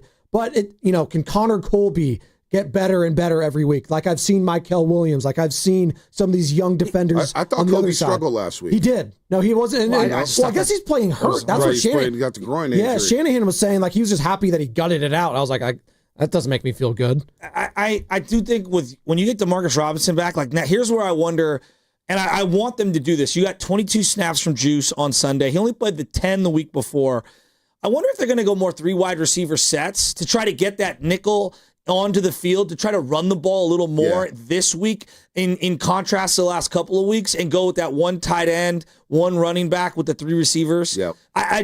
There's too many guys on the line of scrimmage right now, and I think they're smartly doing a lot of small, short check down stuff and dropping back because you're just running into a brick wall. And all the injuries, how much can you run your full arsenal? How much can you open up the playbook? There was a couple runs. There was one run I remember vividly. And Mark Sanchez went back and they reviewed it as one of McCaffrey's better runs of the day. I believe there was 4 wide receivers out there. They were spread out. There's no tight end. It wasn't a delay. They had, I forget the play. I just watched it last night. They moved him to the left and just gave him like almost like a fullback carry from back in the day, the old pro set. And it was a nice little like 3 or 4 yard run. I forget the play. I'd have to go back and look at it. But They spread it out. They spread out the defense. They had a wide open set, 4 wide receivers, I believe, maybe 3 wide receivers and a tight end. But to your point, you may have to run more 11 personnel. You may have to do that to loosen up to get the run game going. But that's a good thing. The run game hasn't gotten going yet, and you're sitting here 3-0, figuring out ways to win football games. And they miss Kittle as a blocker. And as a schematic guy who just forces you to look at him and stay with him on the play action stuff. So, like, I don't know, man. They really miss Kittle right now. You could weather the storm on Kittle for a couple weeks, but as each week goes on, I feel like you're feeling his absence more and more. I think they'll miss him in the Rams game. Oh, Thursday Night Football. No doubt. That's a game where you probably will miss him, and that's going to, quick turn. That's why this game on Sunday. If you can go 4-0 in the first quarter of the season. Totally agree. The Rams game, you want to win a divisional game. You want to go down to SoFi and beat them. That's going to be a very hard game to win, knowing that Bosa's not there, what your pass rush look like. You're going against McVay. He knows how to scheme up against Salah in his defense. That's a dangerous game, so you got to get this one on Sunday against the Jaguars. Bonte joining us in studio for the rest of the show, as he does each and every Tuesday at 8 o'clock. Sports Talk on 95 Cent The Game is presented by Paramount Plus. You can't count on much, but you can always count on Sundays with the NFL on CBS and Paramount Plus. Watch your local NFL game live every Sunday, all season long. Visit ParamountPlus.com/NFL to get started. By the way, today. Mike Evans out multiple weeks with a hamstring injury. He's getting older. This is why, like we were talking about in the pre-show meeting, this whole thing about like the schedule, it's the weakest. You don't know who's who week to week. Like right now, Chicago had a huge win. If I asked you about Chicago a week ago, you thought they sucked. Now we think that they're humming, right? Like, we can't do that. They have the easiest schedule. Right now, the Niners, the team we thought was going to go down to SoFi, is a fraction of the team that we prepared to have against them when the schedules came out in April. You've got to just go week to week, see who you have, see who they are, it's lazy. How they're playing. It's lazy. Like, I bet you a lot of people, like when I looked at the Cleveland-Green Bay game last week, I'm in these survivor pools, and I'm looking at Green Bay. I was like, you know what? I'm not going to touch that. That's a dangerous game. It's early. It's Cleveland. They have a really good defense. Green Bay's got some injuries. I'm going to leave that one alone. And a lot of people probably took Green Bay minus the 7.5, minus the 6.5, whatever spread you got it at. And they end up losing a football game. All right? I bet you a lot of people said, Green Bay going to Cleveland. Yeah, let's. A lot of people got knocked out of the survivor pool. A lot of these games. So you put Tampa Cleveland? Bay. No, I stayed away from that game. I was hoping. I ended up taking Kansas City because I was like, there's no chance the Chiefs are going 0-3. Yeah. They're going to win that football game. It's going to take Seattle against the Saints. Oh, my God. Russ is back. Pulled a Derek Carr through it out the end zone, fourth down. My point is, you look at the Jets and Tampa Bay. Like, the whole schedule talk is so damn lazy. There's no nuance to it, and people do it over and over and over again. The schedule, they shouldn't win these games. The schedule's easy. Well, you got dudes who've never played in the NFL before. Stout has played his first 3 games in the league. Marquise Siegel, first 3 games in the league. Michael Williams, Alfred Collins, C.J. West. D. Winters has never played at this level in the NFL before. He's never gotten run. It's his first go-round at linebacker. So this whole the schedule talk is just, we've got just so, as sports fans, we need better. Well, and then we need better. Better conversation. We dismiss teams, like, for example, New Orleans. They stink. They're no good. Well, early in the year, they're not convinced they stink. You have a lot of guys who know they suck yet. No, but no, seriously. They should have beat the Cardinals in week 1. Yeah, I'd say they had the Niners on the Niners had to struggle to win that game. They got coaches that make tons of money. Right. They got guys who drive big cars and have nice watches and make lots of money too. Like, if you don't think they're ready to go, you're tripping. I think a great example is the Falcons, who I actually thought were looking a little decent. Like Michael Penix, okay, left a lot on the table against the Vikings and J.J. McCarthy. Their defense looked good. Got shut out, and Kirk Cousins had to come in against the Carolina Panthers, who I don't think anyone thinks they are an amazing team. Like, I didn't see that coming. I didn't see that coming. Not at all. 30-0. That was crazy. I thought it would be a close game, but 30-0. Division games. Division games are different, man. They're different. There you go. I didn't coin it. It's just some of you guys around here need to be reminded of that, because sometimes you'll play. No, I've done so many shows with so many hosts where they're like, oh man, they're going to go up to Seattle and just blow them out. It's like, wait a minute, dude. Great point. Wait a minute. well, Carter just got me a great point, and we'll see what this team looks like in a couple months. But right now, the Indianapolis Colts, who the Niners face this year. I had no idea. Danny Dimes, Indiana Jones, Where's looking that pretty game good. at? Is that game in That's Indy? in Indy. It's in Indy. How about this? The Texans are 0-3 right now. They don't look good at all. But you know what? How many points did they give up to Jacksonville? 13? Yeah, like nothing. How much did they give up to the Rams? Yeah. Okay. Still not a lot of points. How much did they give up to the Rams opening week? 14. Yeah. They lost 14-9. Under 20. You saw how they lost on Monday Night Football to Tampa Bay. Yeah. Don't sleep on that game. That defense is still legit. That defense is nasty. So that's going to be an early morning game where people are, the Texans aren't doing. Nah, don't. So and the crowning of quarterbacks too prematurely. Well, CJ Stroud, who we all like, but this is why you got to do it year after year after year. You can have an individual amazing season, but what truly separates. This is why I find the Lamar rhetoric ridiculous. Lamar's done it for 10 straight years. I mean, he's been one of the greatest football players you've ever seen for 10 years. At some point, can we give him a little benefit of the doubt? Simultaneously, Jaden Daniels and CJ Stroud, these guys that have individual great years, part of what separates these guys is doing it year after year after year. Correct. Well, and I'll defend CJ on this. His first 2 seasons in the NFL, he's won 2 playoff games in back-to-back seasons. There is something to be said about that. So I'm giving him some grace here. Let's see if they could build out of this hole. And all of a sudden, the AFC South not looking too bad with the Jags and Colts right up there. So that's going to be a tough hill to climb. But Joe, for them. I think we've learned teams win and lose in the playoffs. Josh Allen, everyone points to his playoff record. I'm like, you think Josh has one of the greatest touchdown to interception ratios in playoff history, and teams win and lose. I don't know. I just the whole gotta win and lose. I don't know. It drives me nuts. The older I get. I just don't watch. I don't like.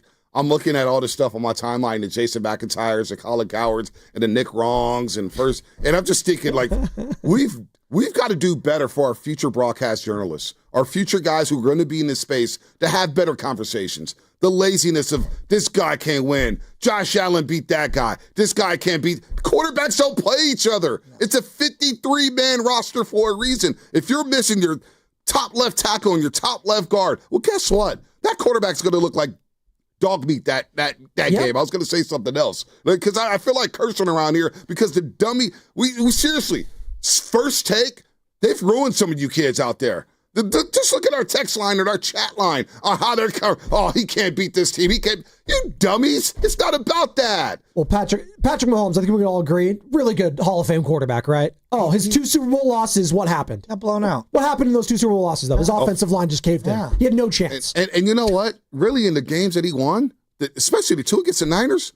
You can say the defense was the better unit. There you go. Chris Jones may have been the best player in the field. There you go. But who got the MVP? Because we all love quarterbacks, and you got to get to the quarter. Chris Jones dominated both those Super Bowls. Karlaftis dominated both those Super Bowls. So our conversations in sports has just gotten, it's bad. It's remedial stuff, dude. We got to do better out here. Well, we have to do better. We're going to do better right now because this guy is the bastion of knowledge when it comes to takes. It's Brian in Palo Alto. So we'll pivot to this conversation to that. Hey, Brian, want to talk to Bonte Hill? Are you wearing Meta glasses as well, Brian, being the big tech man that you are? No, I'm not. No, I'm not. I'm not one of those guys, okay? I live in the Valley. I work in tech, but I'm not one of those guys. How you doing? I was just going to say, when you give away big money to these sort of veteran guys, they kind of have to stay healthy. And, you look at Philadelphia, I don't know, the guys that they give extensions to or that they give big contracts to, those guys stay healthy. And for some reason for us, pretty much across the board, it's the young guys that are really carrying this team, in my opinion. I thought Michael Williams was probably the best defensive player on the field on Sunday. And, it almost makes you say, just keep going young. Because, if you're going to spend the type of dollars they are on these guys, all of them, Kittle, Bosa, CMC, Ayuk, right? And these guys can't be on the field. It's really, really tough to win. And obviously having cheap young players that are getting better is one of the biggest reasons why they're still able to be competitive. Yeah, but you have to also reward some of these guys that have been absolute gladiators. I get where you're coming from. They're all risky, but there's a fine line. I don't know where you draw it, though. Yeah, I don't know. You just got to be right somehow, right? Let me ask you this then, BPA. Sure. Has the Bosa contract been worth it? Has he lived up to the deal? No. What made you pause? No, what made you pause? Because I think he's a great player, right? I think he's a great player, and I think he obviously affects the defense positively, right? But has he lived up to the contract? No. Is CMC is still a good player. CMC is a serviceable, utility back now, right? Like I don't see any explosiveness in him. You tell me, but like I just don't see an explosive player anymore. I'm looking for it. Maybe it'll come, as we get further into the season. But he's a good player, but he's not a superstar at the way he plays now and what's on the field. So yeah, I think Bosa's a good player. Is he worth that? No. You look at like who's a better overall? No, it's a stupid statement. You're going to tell me I'm crazy, but I thought Michael Williams affected the game more thoroughly than Nick Bosa did Sunday in the run Nick game. Nick Bosa only played in the first quarter, Brian. Thanks, Brian. He only played in the first quarter. That's Brian in Palo Alto. I think it's easy today to be like, hey, you should have never paid Nick Bosa. Yeah. But the reality is that I think, and I'm not saying that's what you're saying, but I think the reality is like 31 other teams would have lined up to give him the money that you gave. Doubt. It matters how he you're did viewed. squeeze you. Yes. But that's the thing. Yes. When you think about what you guys are talking about, we look at Brandon Ayuk. Mm-hmm. We look at Christian McCaffrey. We look at Trent Williams. We're going to look at Brock Purdy. We also have to look at Nick Bosa. Yeah. Nick Bosa, you would pay. You damn right. Now he's stuck for another $20 million with the $120 guaranteed. Yeah, he went about it. It's just and he made all the excuses. I don't even want to get started with that. But you look at the production. Now, again, you have to game plan for him. And you can't just look at a box score to evaluate Nick Bosa. He's a great, great player. He's a premier edge rusher. But boy, now you got the torn ACL. How's he going to look when he comes back next season? All right, after rehab and recovery and stuff. Now you got to think that he's not going to be involved in training camp. Well, right? Doc said up to a year with the second ACL. Exactly. Yeah. Well, here's the other question, and I just think this is things to ponder. Like you just chew on it. Part of why they've been in the same scheme that they've been in is because of him. Yep. He's not going to play in the 3-4. He's a 4-3 type of a guy, and we could argue about wide 9 and this, but like you're not going to stand him up and play him on the outside. So. Are you married to him in this scheme, and then all the other personnel has to kind of fall in line with meeting that scheme? I'm not saying it's the wrong way to think about it, but if you're going to maximize your return on an investment of someone of the magnitude of Bosa, it's something you have to consider. It's the price of doing business. You're going to do it all. Yeah. But when we look back, it's like, damn, $120 million guaranteed, the $34 million. Now, it's a little early, and I don't want to do this, but I'm only here once a week, so I'm going to do it anyway. The Niners will probably think it because Nick Bosa was primed for a big-time year. I thought he was going to hold out. Yeah, exactly. He was going to get new money next year. Yes. So now that's probably off the table because he's going to be – and the Niners are going to say, well, hold on. We're not going to – But he has an opt-out after next season. Exactly. So, it stinks because I thought he was primed to be in the top 5 alongside Fred Warner. But let me ask you this. You can start Spadoni. It makes me appreciate Fred Warner, by the way. Continue, yeah. That he can stay healthy. Would we feel worse if it was Fred Warner that was out for the season as opposed to Nick Bosa? Yes. You know why I would? Because he is the leader of that team. I think the entire team, offense included, Fred Warner is that guy. When it comes to accountability, and I gain so much respect. Not when things are going well, it's when they're not going well, Bonte. It's how you lead. In last season, in a lost year with a brand new guy at DC with Nick Sorensen, after already having Steve Wilkes the year prior, you know what he did all the time? He never once threw the coaching staff under the bus. He never once blamed them for being in the booth or doing this. Now you see the Atlanta Falcons, by the way, they're trying to bring their OC down to the field. That's going to help Raheem Morris. And they fired their wide receivers. Raheem Morris is going to be gone. I think so too. But he was saying, you know what? No, it starts with us. It starts with me. I could be better. We could be better as players. That is what you would be missing when you lost Fred Warner. And by the way, I think we were all in agreement. He ended up being first team All-Pro. That wasn't even his best season by far. It's not even close. And he's doing that on what, Bonte? A broken ankle? Fractured ankle. Oh my God. So even if I took away all yes, I would be, to answer your question, you'd be missing Fred Warner more. But even That's if not a knock on Nick Bosa. It's how much I feel about the player in Fred Warner. I hear you. Well, I think you listed all the intangibles, and I agree with all of those. The leadership qualities. If I just look at the player, I also think Fred fits in any scheme. Yeah. As we learned with Bryce Huff, do we think Vic Fangio understands defense? Hell yeah. Bryce Huff wasn't a fit for what he wanted to do, right? Bryce Huff's a perfect fit for what Robert Saleh wanted to do alongside Bosa. I think Fred Warner fits in just about any scheme in the defense in modern day. And I think he is better, significantly better at his position, more so than anyone else. You can, the Roquan Smith. No. Fred Warner is that guy by a clear margin at linebacker.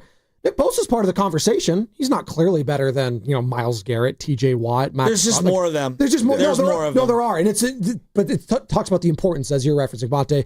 You're listening to 95.7 The Game, KGMZ FM and HD1 San Francisco, an Odyssey sports station in the home of the Golden State Warriors and Valkyries, always live on the free Odyssey app, coming to you live from the Laughing Monk Studios. Bonte Hill in studio with us right now, courtesy of River Islands for the next hour, as he is each and every Tuesday, starting at 8. I wanted to play the sound. Before you play, because this is important.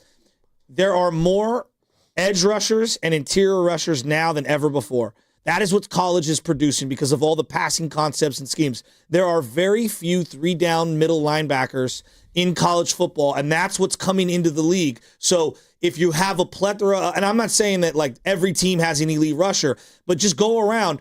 Like, that's why I was so impressed with this Mack Wilson guy from Alabama. I was like, wow, this guy, he's impressive. There's just not a lot of them. You got Roquan, you got Fred. I know there's a handful of other guys. And Roquan was MIA last night. No doubt. MIA. Samuel Porter had a great catch on him and then just ran away from him. I mean, David Montgomery and Jahmyr Gibbs ran all over them. All over them.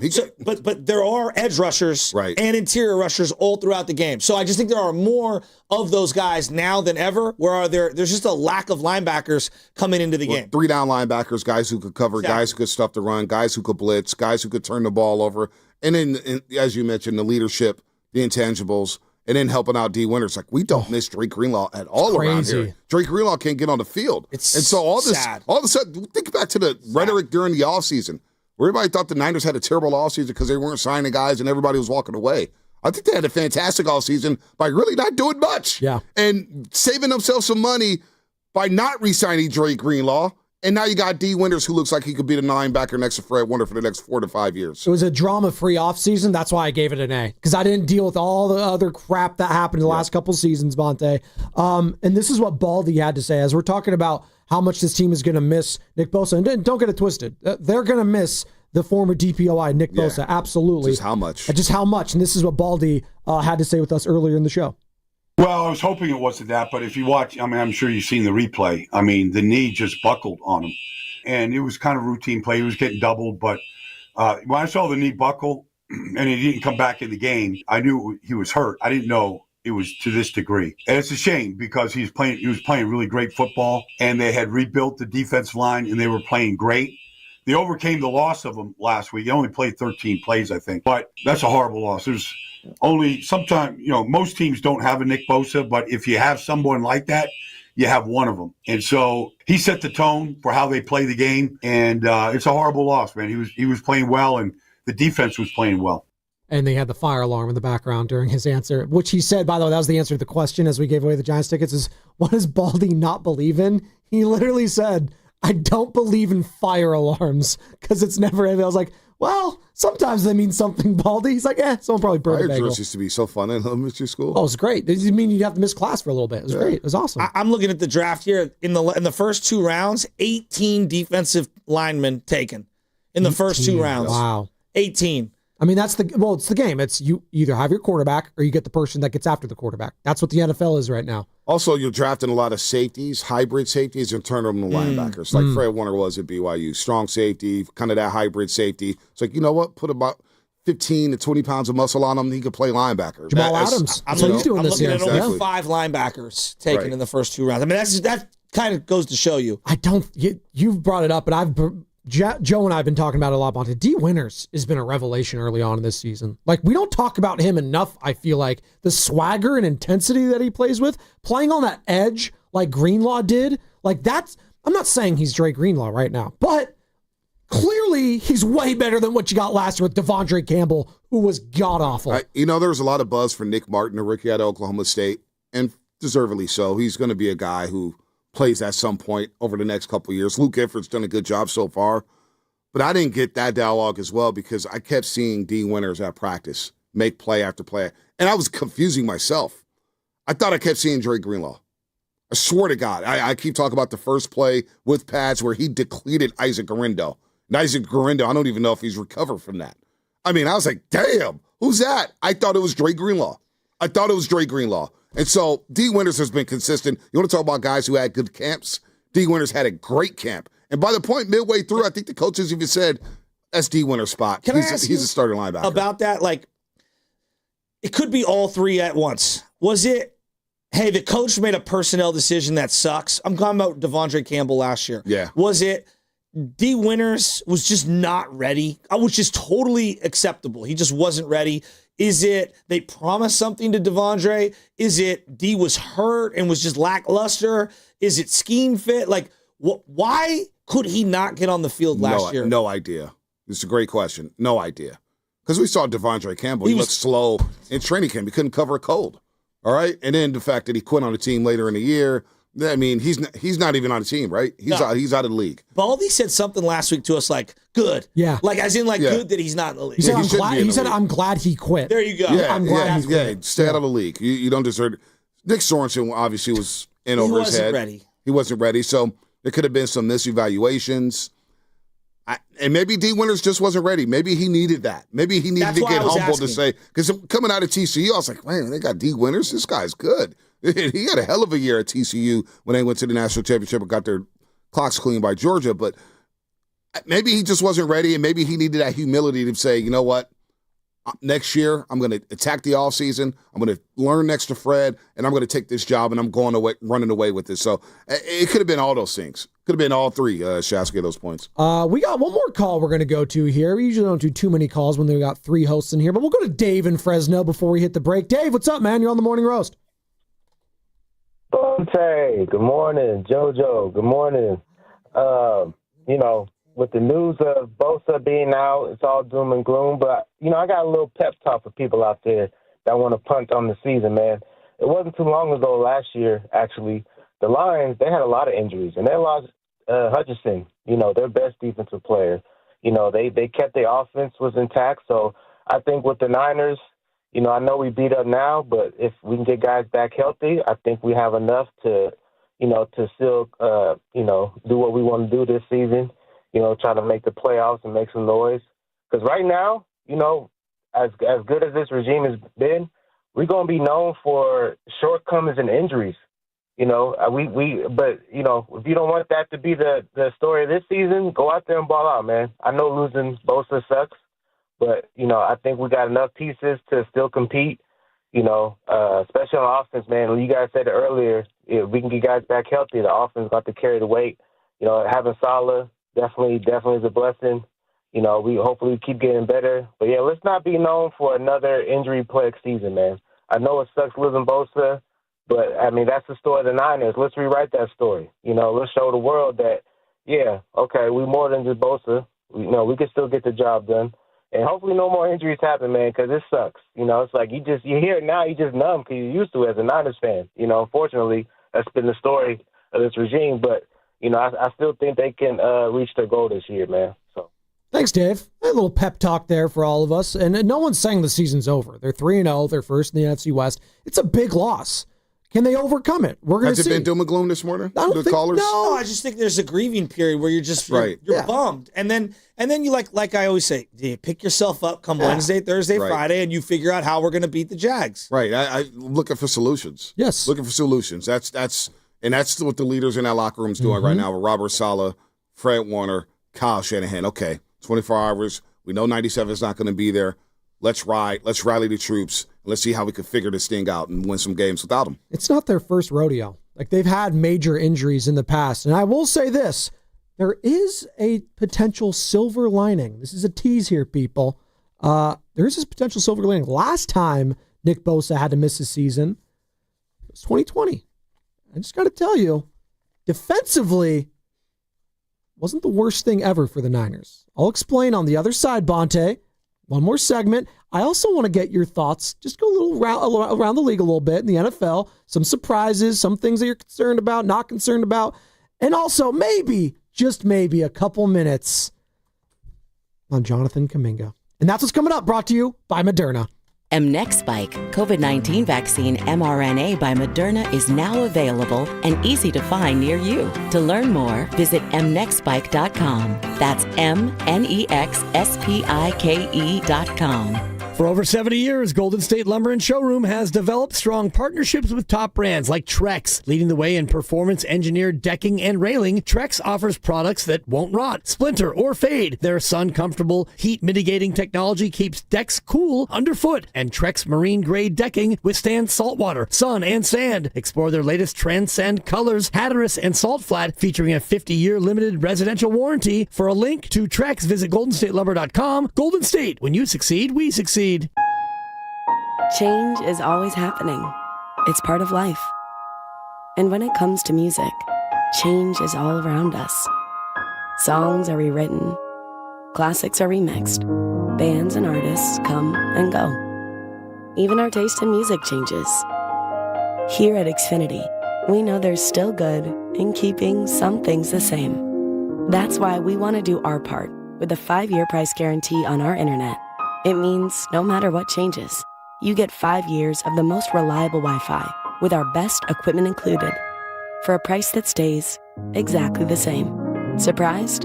Life is full of them. One internet price, 5 years, guaranteed. Learn more at xfinity.com/deals. Restrictions apply. New residential customers only. Taxes and fees extra and subject to change. Most reliable Wi-Fi based on Open Signal Awards USA. Fixed Broadband Experience Report, August 2024.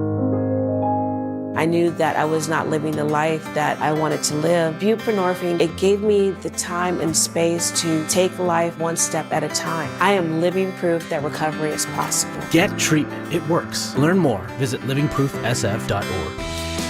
Come into Freedman's Appliance in Pleasant Hill, September 26th through the 28th for their fall clearance sales event. Take advantage of factory direct prices, one-of-a-kind opportunities, special pricing on floor models, and convenient financing. Save on new appliances from trusted brands like Miele, Bosch, Electrolux, LG, and Maytag. Visit Freedman's Appliance in Pleasant Hill for their fall clearance sales event September 26th through the 28th for the best time to save on new appliances for your home. You hear that? That's the sound of your business losing money. Legacy phone systems weren't built for today's teams. Open Phone gives your business a smarter way to stay connected. Open Phone lets you manage calls, texts, voicemail, and contacts all in one place so that you and your team can deliver a seamless customer experience from ring to... Need to take calls on the go? Open Phone automatically transcribes, summarizes, and highlights next steps from every call, so you never miss a detail. Need insight into what closes a sale? With Open Phone's AI call tags, you can instantly spot key topics like objections or pricing questions, and use those insights to coach your team and level up every customer interaction. And yes, you can bring your existing number with you for free. Keep your team in sync and your customers happy with Open Phone. Open Phone. No missed calls, no missed customers. Try Open Phone for free at openphone.com/sports and get 20% off your first 6 months. That's openphone.com/sports. openphone.com/SPORTS. 1-877 Cards for Kids. KARS Cards for Kids. 1-877 Cards for Kids. Donate your card today. 1-877 Cars for Kids. KARS Cars for Kids. 1-877 Cars for Kids. Donate your car today. Ready to get rid of that old car? Donate it to Cars for Kids. Call 1-877 Cars for Kids to reach a friendly live agent. Donation's super easy, and your car can be picked up as soon as tomorrow. Call us now, 1-877 Cars for Kids. That's Cars with a K to donate your car today. 1-877 Cars for Kids. Donate your car today. Did you know you can donate real estate too? Go to carsforkids.org. That's carsforkids.org. Today we're constantly taking photos and videos to remember our favorite moments. But what about those captured before the smartphone? What about the memories tucked away on aging VHS tapes, film reels, or in fading photos? These cherished memories are fading away with time, vulnerable to threats like heat, moisture, and mold. But fear not, there's a solution to safeguard your legacy. Hi, I'm Adam. And I'm Nick. Together we founded Legacy Box over a decade ago with one mission, to bring your memories into the 21st century. It's time to bid farewell to old tapes you can't watch and faded photos. Legacy Box